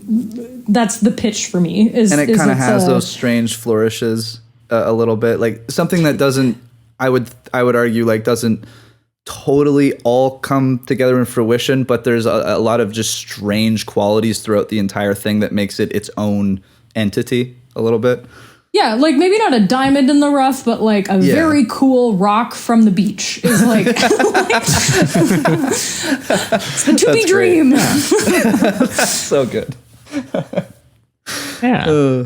Yeah. I totally agree. But so much of this movie really, and I mean, I like this stuff, so, you know, its mileage may vary, but it so much of it is just like either mournful or ominous, walking around in like the moonlight, or like flashlights are out, the saxophones are going, and it's either like scenes of him like rummaging through his brother's house and life that he hasn't been a part of for years, including the Polaroids that he finds, which is one of the ones where he finds Jack and recognize him as the guy who killed his brother in the nightmare, which is like an important like plot detail. But it's like that almost doesn't feel like the focus of the scene. It really is just like James Spader being like, man, I'm sad that there's only one James Spader now. Yeah, totally. Walking around the room. I will say, and then I even wrote it down in my notes. I was like, if I was just thinking, you know, it is pretty much just James Spader looking sad around a room, looking at his brother's things that, you know, he hasn't, seemingly it doesn't seem like they hung out a whole ton lately anyway. I don't know if they mentioned what their relationship was like. They do mention that they were kind of estranged, but they were still very close, as in they were telekinetically close, I guess. But I imagined like just watching the scene, I'm like, without this saxophone and synth, like I don't know if it would have that same vibe, but it just I just love the score that they end up going for, because it does make those little scenes a little bit more intriguing and almost in that detective sense. It's kind of a mix, because you know you're looking at him watching his brother's things and being sad about it, but then he's also trying to discover things. So I think the dark synth kind of helps with the mood, and then the saxophone. The cops are also just like farcically following him around, not doing an like he's actually doing the investigating, and they're just following him doing the investigating, kind of. And they actually treat that a little bit like a gag. There's that very funny wide shot of the one cop up top on the balcony and the other one down below on the lawn, being like, "Dude, how did we lose him?" And he's just like hanging out near their car. Like if they just like looked over at their car, they would see him just being like, hee, you know. Like, they didn't put the most effort into finding him after they walked out of the house. No, you understand within 5 minutes why the Jack the Ripper killer hasn't been caught, because you're like, oh, these are all right. They are incompetent. Good Lord. It is also followed by a great little stalker voyeur sequence outside of Chris's place, which is very just the opening of Blowout. Speaking of that, like it's just peering into her window blinds while she's like undressing, darting into the alley, seeing the like POV shot of the gloved hand like reach out like towards like the door and stuff like that. And Spader, I think, is the one who arrives like silhouetted, and he walks over in the same place that like the creep was just standing in. It is like a Will Graham moment of like, I am like, you know, in the same headspace as the killer and in the same shot as him. And you know, point for Josh. There we go. See? And I do like that he instantly, like, he shows up. She calls him an asshole because she thinks that he was the one that was looking at her, and then he instantly goes like defensive, protective mode. And then to further sell you that these cops are just absolute morons, they show up as well, and then they have that fucking hilarious and stupid line where she's like, "No, you can't come in, I'm not dressed," and the one much dumber cop is like, "Oh no, it's okay, we're cops." And even the other cop looks at him like, "Dude, what are you fucking doing, man? This is not appropriate." Meanwhile, James Spader's in that great shot, hiding behind the mirror. In her place. Yeah, it's honestly a funny little scene. There's a couple funny little scenes, like the James Spader going to the porno theater to buy a gun. I guess he just like watched Taxi Driver. He was like, these two things happened in that movie. Definitely, I've seen Taxi Driver. They'll have guns. No bullets. He was, because the guy doesn't sell him bullets, and even Chris is like, "Dude, you didn't get any bullets? Like, what are we doing here?" I don't even remember. You guys might need to make me remember. Did they use it? I don't think they do. They don't even No, I don't think it's a plot relevant gun. I guess it's so he just buys a gun. A fun little side quest so that we could get to 90 minutes. Yeah, that I imagine it's just as to establish that it's to make you think they're going to need that kind of defense, like they're going into danger. But I guess you're right. A good gag would have been him just using it as like a blunt weapon or something. Yeah. He didn't have any bullets. Because like you said, eventually what he's doing is he just dives through a window and fucks the guy up. So it's not I don't think he does use the gun. That is a funny thought. Watches Manhunter once. He's like, I can do that. There's no Inagata-Devita to it, but he watched Taxi Driver and Manhunter and went wild. Yeah.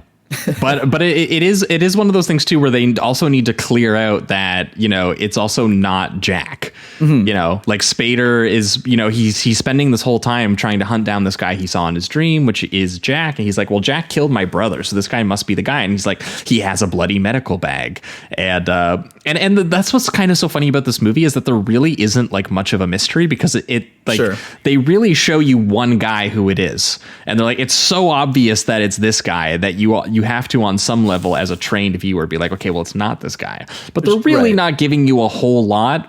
They give you the one scene where the guy freaks out at the people in the clinic. Yeah. And he's kind of sweet too. He does get that moment with Jack where he is genuinely very empathetic and kind to him, where he just lets him know like, hey, like, I do notice you. I think you're doing a good job, even though you're, quieter and not as social as the rest of them.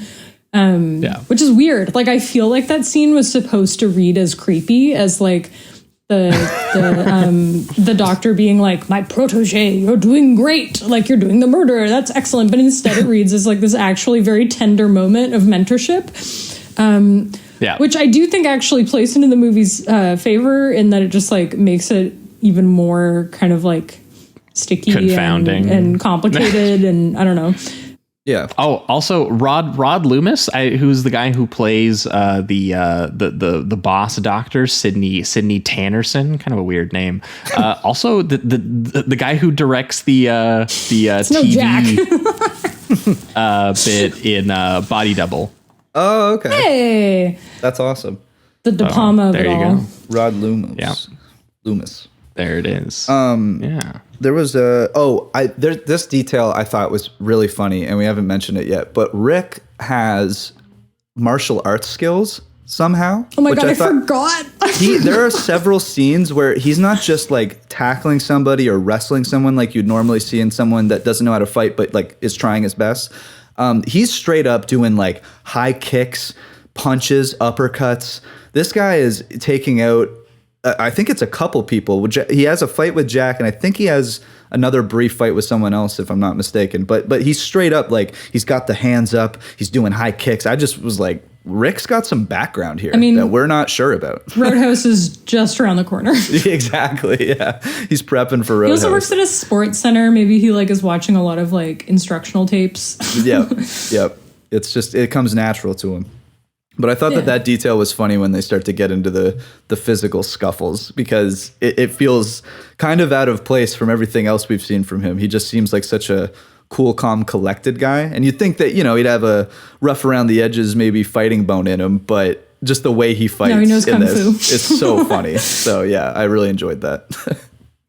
But it turns out, against all odds, as we've mentioned, it is not the guy named Jack at the doctor's office who was found with the last murder victim minutes after she had been killed, having just offered to give her an abortion with his surgical tools at the clinic. We know that all of the victims in some capacity visited the clinic, which is why they suspected the first James Spader brother in the first place. And it also finds that the craziest detail of the whole thing is when second Spader actually gets this Jack guy arrested, and they go, yeah, he actually does have a record of sexual assault, by the way, too. I forgot about that. And also he says that, he's not saying that he's killed any of the women, but he did say that he did in fact blatantly murder your brother. He's just denying everything else. He also, this was my favorite detail, he does admit to the murder, but he claims that it was self-defense. And And just once again, the Play image the tape of back. play the tape back. It takes him like 20 minutes to kill this guy, and he is very much just premeditating it at a certain point. So it's so funny to think he's like, no man, that was impulsive. That was just in the moment. I had to do that. That rope just dude, he was flew gonna call around the his cops on neck. me. I don't know. It's like, dude, you set up a chair and spilt it over to make it look like a suicide. What do you mean it was self-defense? It's so funny. Yep.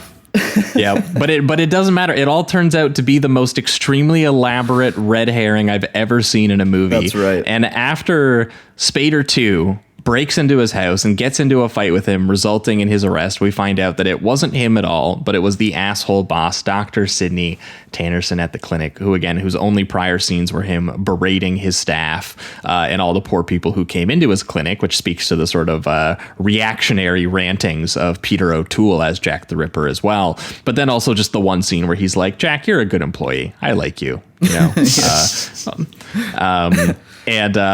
I do like that the mood of how all of this is established, which is that Spader is just like driving around town, like still unsettled and haunted, and he's not like exactly sure why. And like the camera is spinning above him in bed, and he's driving his convertible through that iconic LA tunnel that we've seen in so many movies. And the wind is blowing and the jazzy synthy score is going. And it's him going back to his psychiatrist for another hypnosis session. He's like, something just also feels wrong.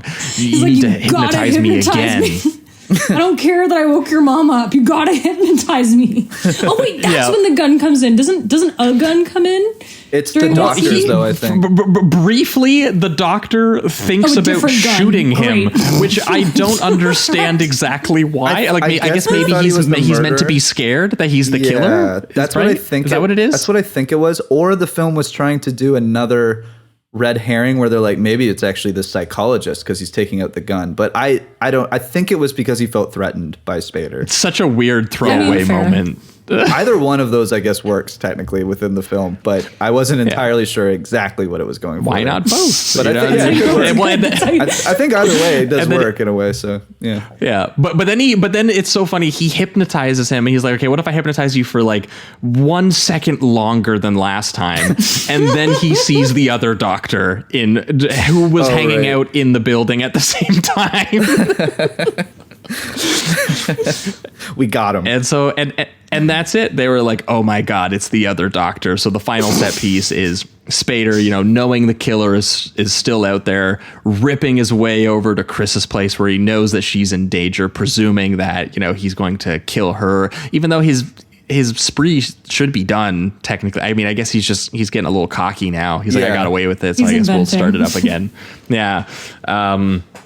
But there is cool nighttime shots of Spader driving over, being like chased by the cops to like electric guitar wails and everything. And it's cross cut with the very slow and creepy little break-in sequence with like the doctor like surgically cutting like the piece of glass so he can reach in and like unlock the door, and like the moonlight rays are bleeding through like the blinds and stuff like that. It is like Herington does reveal himself to be a good stylist and having a good sense of atmosphere for all of this stuff, if not necessarily the staging of the actual chase sequence that takes place in that house, which is just him. Look, we all can't be William Friedkin. No, not off the first go. Roadhouse has some great staging in it, but this is one of those things where like it starts in like a place where I thought it was going to be a amazing sequence because it's like him unloading his medical bag on like the reflection in the coffee table, and he's like putting the Polaroid down, he's pointing the scalpel down, and it's like, and then it is just him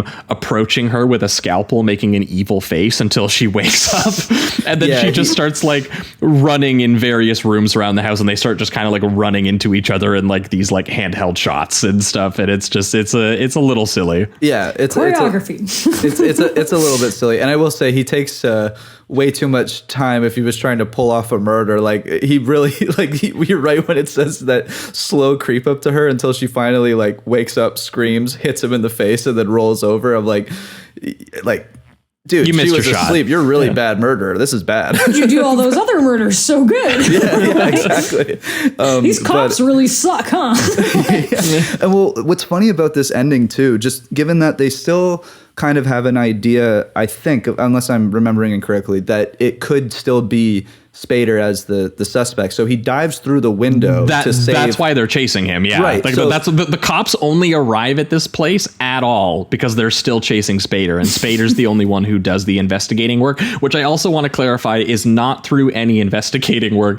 It's through being hypnotized. Oh yeah, Power it's just of vision. dreams. He just knows. He's just connected. That's what it is. But I love that he's wrestling wrestling Sydney so that he can save Chris, and eventually I think he kills him by stabbing him if I'm not mistaken. And it's just funny because he just murders the guy. Yeah, and then he hugs Chris, and the cops come in and look at it, and they seem to be completely accepting of that without any other information. No. We saw Sydney.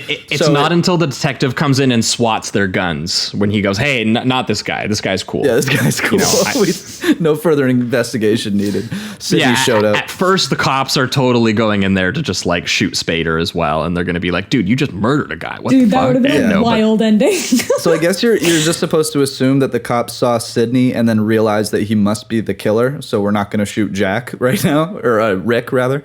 So yeah, but either way, I mean, watching Spader Easy dive mistake. through the window and everything was at least fun, even though it is a manhunter move for sure. But yeah, I mean, James Spader, I mean, you can't blame James Spader. Someone, every person at some point in their life wants to pretend that they're William Peterson. absolutely, And it's understandable. Yeah. Every time I accidentally Jersey walk and bow-legged jeans. down the street, I'm just trying to be him. Sorry, I can't be him. Anytime you have cowboy boots, jeans, and a sports jersey crop top combo, you're just like, yep. Oh That's who I man, am. that fit is so powerful. Oh, and the scarf too. I almost forgot about the scarf. Yeah, come on now. Wonderful. Unnecessary, but just so cool.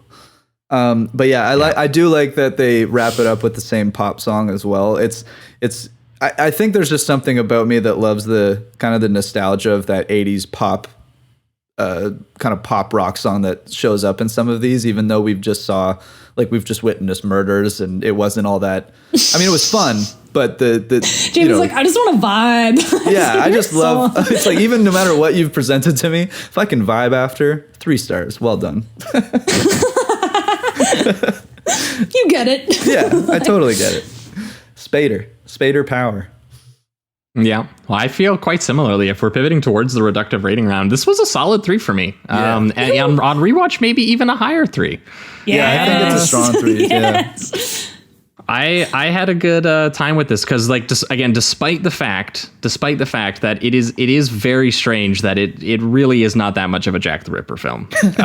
It is, and it's not even the murder mystery Jack the Ripper element is like a back burner subplot to a noirish melodrama about a brother who has nightmares about his brother and has a telekinetic psychic relationship to him, who finds out all of this information via that, not by doing any kind of noirish investigative work, which actually does speak to Meg's point that it's more of a giallo. And so it's such a strange first time script that was like very clearly just like meant to cash in on the style trends of the like MTV crime movie, but also to cash in specifically on, Jack the Ripper killed people in 1888. What year is it? Yeah. That is so funny though. That's like most of why this was made in a sense. You can see the executive producer mindset just like light up. Yeah. Totally. But credit to Herington, he has the the synthy voyeur thriller style trickery to pull it off. I like being reminded of things like Manhunter and things like De Palma when I'm watching a movie. If anyone's doing that, I like a movie that gives me an excuse to spend this much time with James Spader. The only issue is that they don't ever share the screen together, but understandable. They maybe didn't have the budget to go full Dead Ringers mode on it. And again, the very concept of updating, being like Jack the Ripper was the godfather of the sex crime, and being like, now let's do what's a 1980 sex crime movie, and we're gonna put those two things together, and James Spader's gonna sweat around. It's gonna kind of look like a music video, and yeah. Dude, how can you not say that that's a good movie? And also, even if it wasn't, still just having the most elaborate and funny red herring I've ever seen in a movie was enough to make me just legitimately, Jamie and I watched this for the first time together. It was on Meg's recommendation because I wasn't sure when we were going to get around to doing this episode. She just mentioned to me at TIFF. I was like, Jamie, we're going to watch this movie. Meg keeps telling me about it. And we both literally lost our minds when it got to the point where they were like, okay, well, it's not Jack, despite the fact that they go, he has a recorded history of sexual assault. and he works at the clinic. He's got the medical bag. His name is Jack. And they were and no one thought to even like bring him in and be like, could this guy be the copycat killer? And he's not. And he's still a murderer. He's still a rapist murderer anyway. He's just not the rapist murderer that they're looking for. It's like it's such an insane decision that I've never seen a movie do to this degree, and I have to respect it on some level. Yeah, because usually they almost bring like some kind of sympathy for the person that's being framed or whatever, but you're like, no, this guy is a piece of shit, just not the piece of shit we're looking for. And that is very funny. I'm gonna go with a strong 3. I really did like this. I even liked it more the second time around. I love Spader. It's just his, dual Spaders is great. You can't go wrong with that. I do think that Herington has a pretty good control over the style, and I think that this I really do love all of the the saxophone and the synths and the kind of 80s pop that is mixed into this. It does have kind of a music video feel at times. And like those shots of him just driving down the LA streets with the reflections going off the puddles on the street and all of that. It has that look that I absolutely love. But yeah, it's a very strange, narratively speaking. It does have like you said, the strangest red herring ever.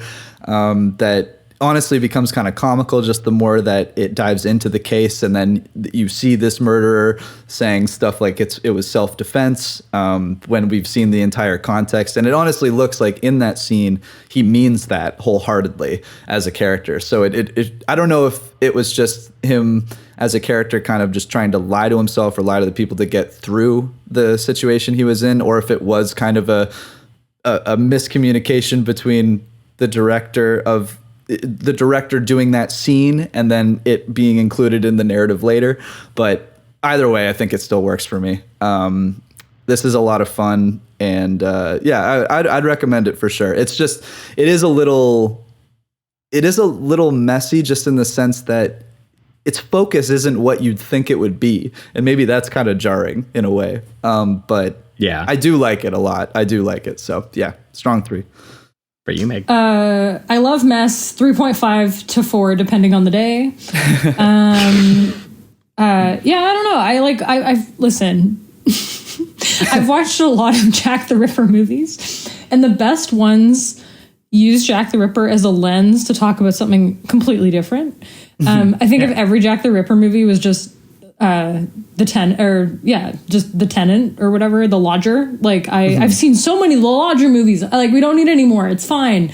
But I think using Jack the Ripper historical character as a narrative springboard to do other more interesting things, I think is great. And I think Jack's Back is a great example of where it can take you. And I think brothers who dream. I think the 2 James Spader should have kissed, and that's my only complaint. Yeah, and I think this is like when people proselytize about Tubi being good.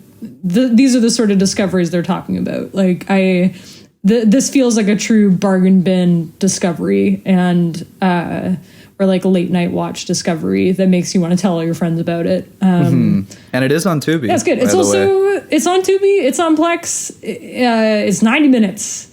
Yes. It's got 2 James Spaders.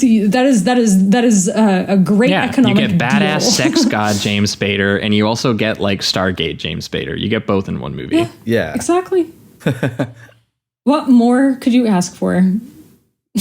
Now, we will have someone out there is shouting Stargate James Spader is sex god James Spader, but that's, No, that's mannequin James Spader. We'll have that discussion another time. I gotta see Mannequin when we talk about Stargate. And when we talk, that's what we'll do, Mannequin and Stargate. Hell yeah. This is the year of Spader and the year of the Lion, both. I mean, I think we should put James Spader and William Peterson in the same movie. There's still time.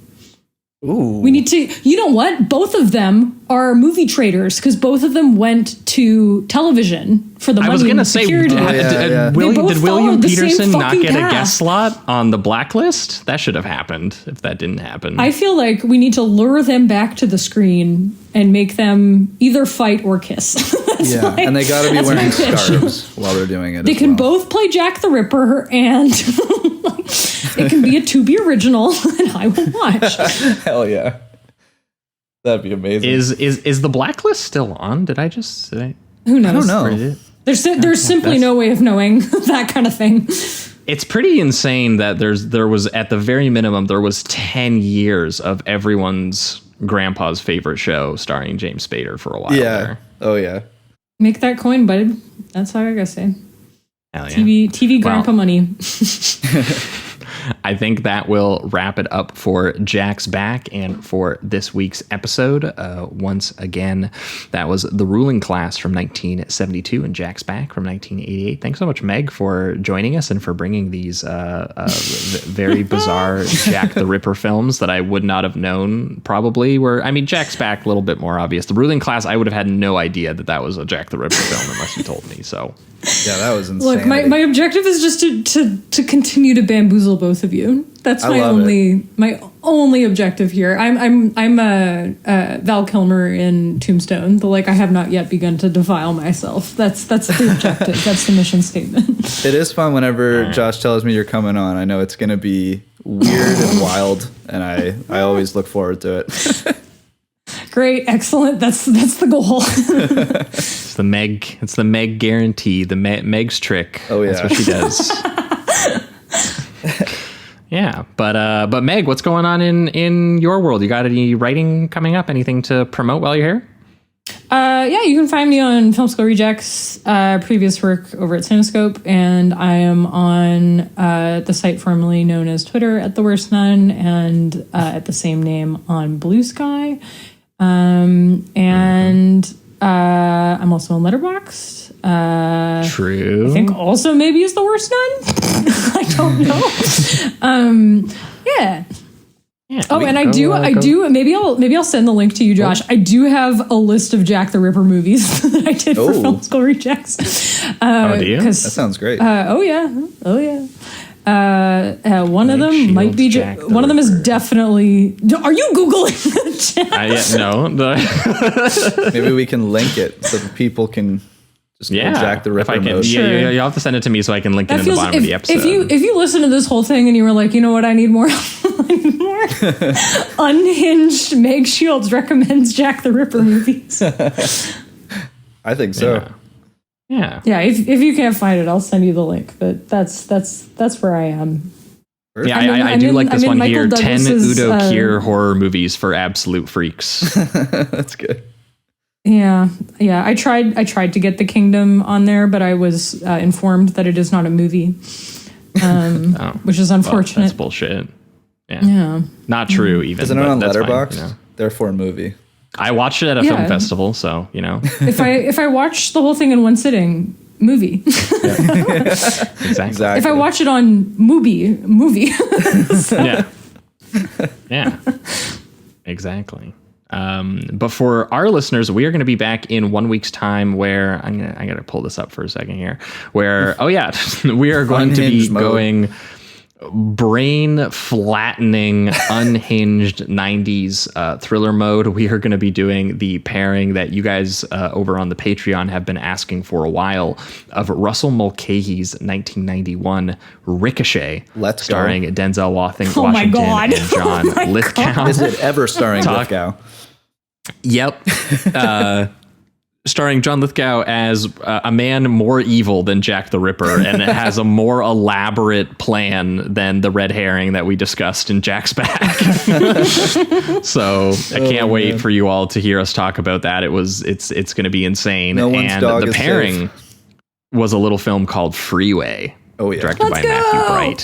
Hilarious Reese Witherspoon performance. Can't one wait. of the best Reese Witherspoon performances. The final third act of that movie lives rent free in my head. It's so good. Yeah, it's a wild movie. It is bonkers. I can't even describe either of them to you in like short form. So we'll just have to wait until that episode comes out, because both movies, the log lines are insane, and you cannot believe what you are seeing on screen when that log line actually is realized. So that's next week over on the Patreon for anyone interested. And then in 2 weeks' time, we are going to be back with a special guest where we are going to be doing another episode that you guys have been kind of asking us about, or at least asking for the two movies separately on their own. We're going to be doing two Sleazoids legends together in one episode. We're going to be talking Albert Pune and his fantasy film, The Sword and the Sorcerer, which is kind of like his like version of like a Beastmaster style film. And we're going to be pairing that with Lucio Fulci's Conquest. Oh, yeah. We are Conquest going is so good. So much fun. Conquest was shot with a potato. Yeah, Did you know that the camera was a potato? I hadn't heard that. It's good. So I cannot wait. We are going to be going fantasy mode with two I can't believe two I directors didn't that we've recommend covered that so much double on the show. I know. Well, it was interesting because the patrons have kind of recommended that one, I think, a couple times, and we kind of had it on the back burner as one that we might potentially do, and then a guest just picked it anyway. So we were like, okay, I guess we're doing it. Bumped up. Let's do it. I'm excited. We haven't talked about Pune or Fulci in a while, so I'm excited. Mamma mia. That's what we're going to be doing in 2 weeks' time. But yeah, that being said, that wraps up for everything this week. Thanks so much for listening, and keep it sleazy. Keep it sleazy.